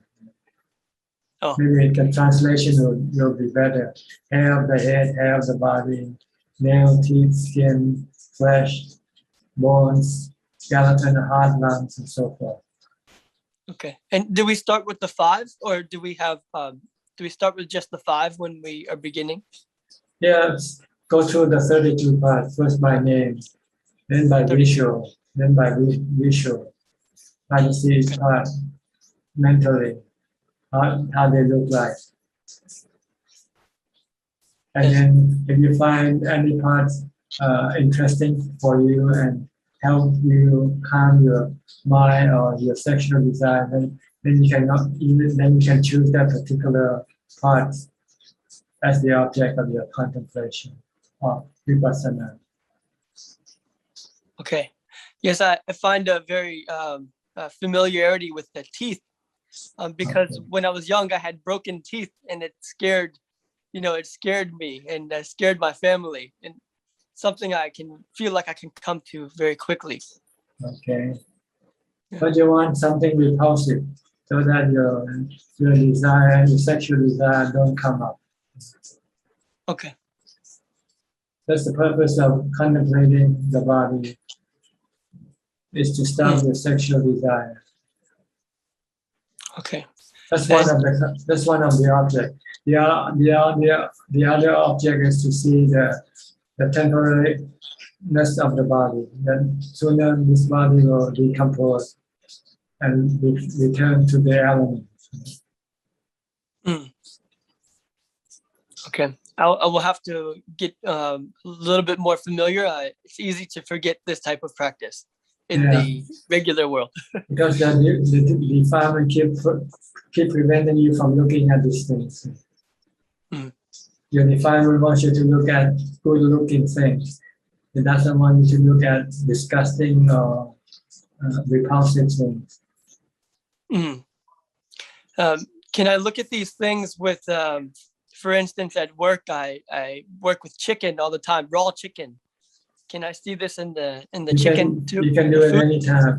Yeah, but chicken doesn't mean much to you. You should look into human, especially the opposite sex. The person who arouses your sexual desire. That's the person you want to see. You want to look into under her skin or his skin. Okay. Okay. Thank you, Ajahn. All right. Next, Kyrian Dong. Kyrian. Ajahn, I just wanted to add a comment. Thank you very, very much for your teachings. Sometimes I don't know how to put it, like you refuse to answer questions on Nibbana, and you are not, and you are ready to answer our questions, sometimes like very stupid questions, but it's just like, you're not afraid. I was sometimes I think, oh, you're not afraid of showing to the world how stupid your so-called students are, not to just to convert like how you are, and I'm so thankful for that, because you actually helping us resolving our problems, and you're not afraid of showing how stupid your students are. I'm not showing. They are showing you. You are showing yourself. So, you are showing yourself. I'm not the one who's showing how stupid yes, you are. Yes, we are, and we're just showing how many problems we are, and we have, and just like really how stupid we are. Which is good. This is humility. You know, this is showing humility, showing that you're stupid. Accept that you're still stupid is better than thinking that you're smart. Yes. Because when you say you're smart, then you don't want to learn from anybody, right? Yeah, but some teachers would love to talk about Nibbana, how good Nibbana, what Nibbana is, whatever. But you refused, not just once, many times you refused to talk about Nibbana. And because maybe because I don't know what Nibbana is. So what can I say? Ajahn, thank you very, very much for that, enduring our problems. All right. Okay, I think we have spent quite enough time for tonight, almost 2.5 hours. If there's no more question, I think I will then have to bring this meeting to an end. Thank you very much for your participation. I hope this meeting will benefit you somewhat and help you advance in your practice. In the meantime, please stay safe, stay mindful, and be happy, and keep practicing the Dhamma. Until the next time, goodbye for now. Take care. สาธุเจ้าค่ะ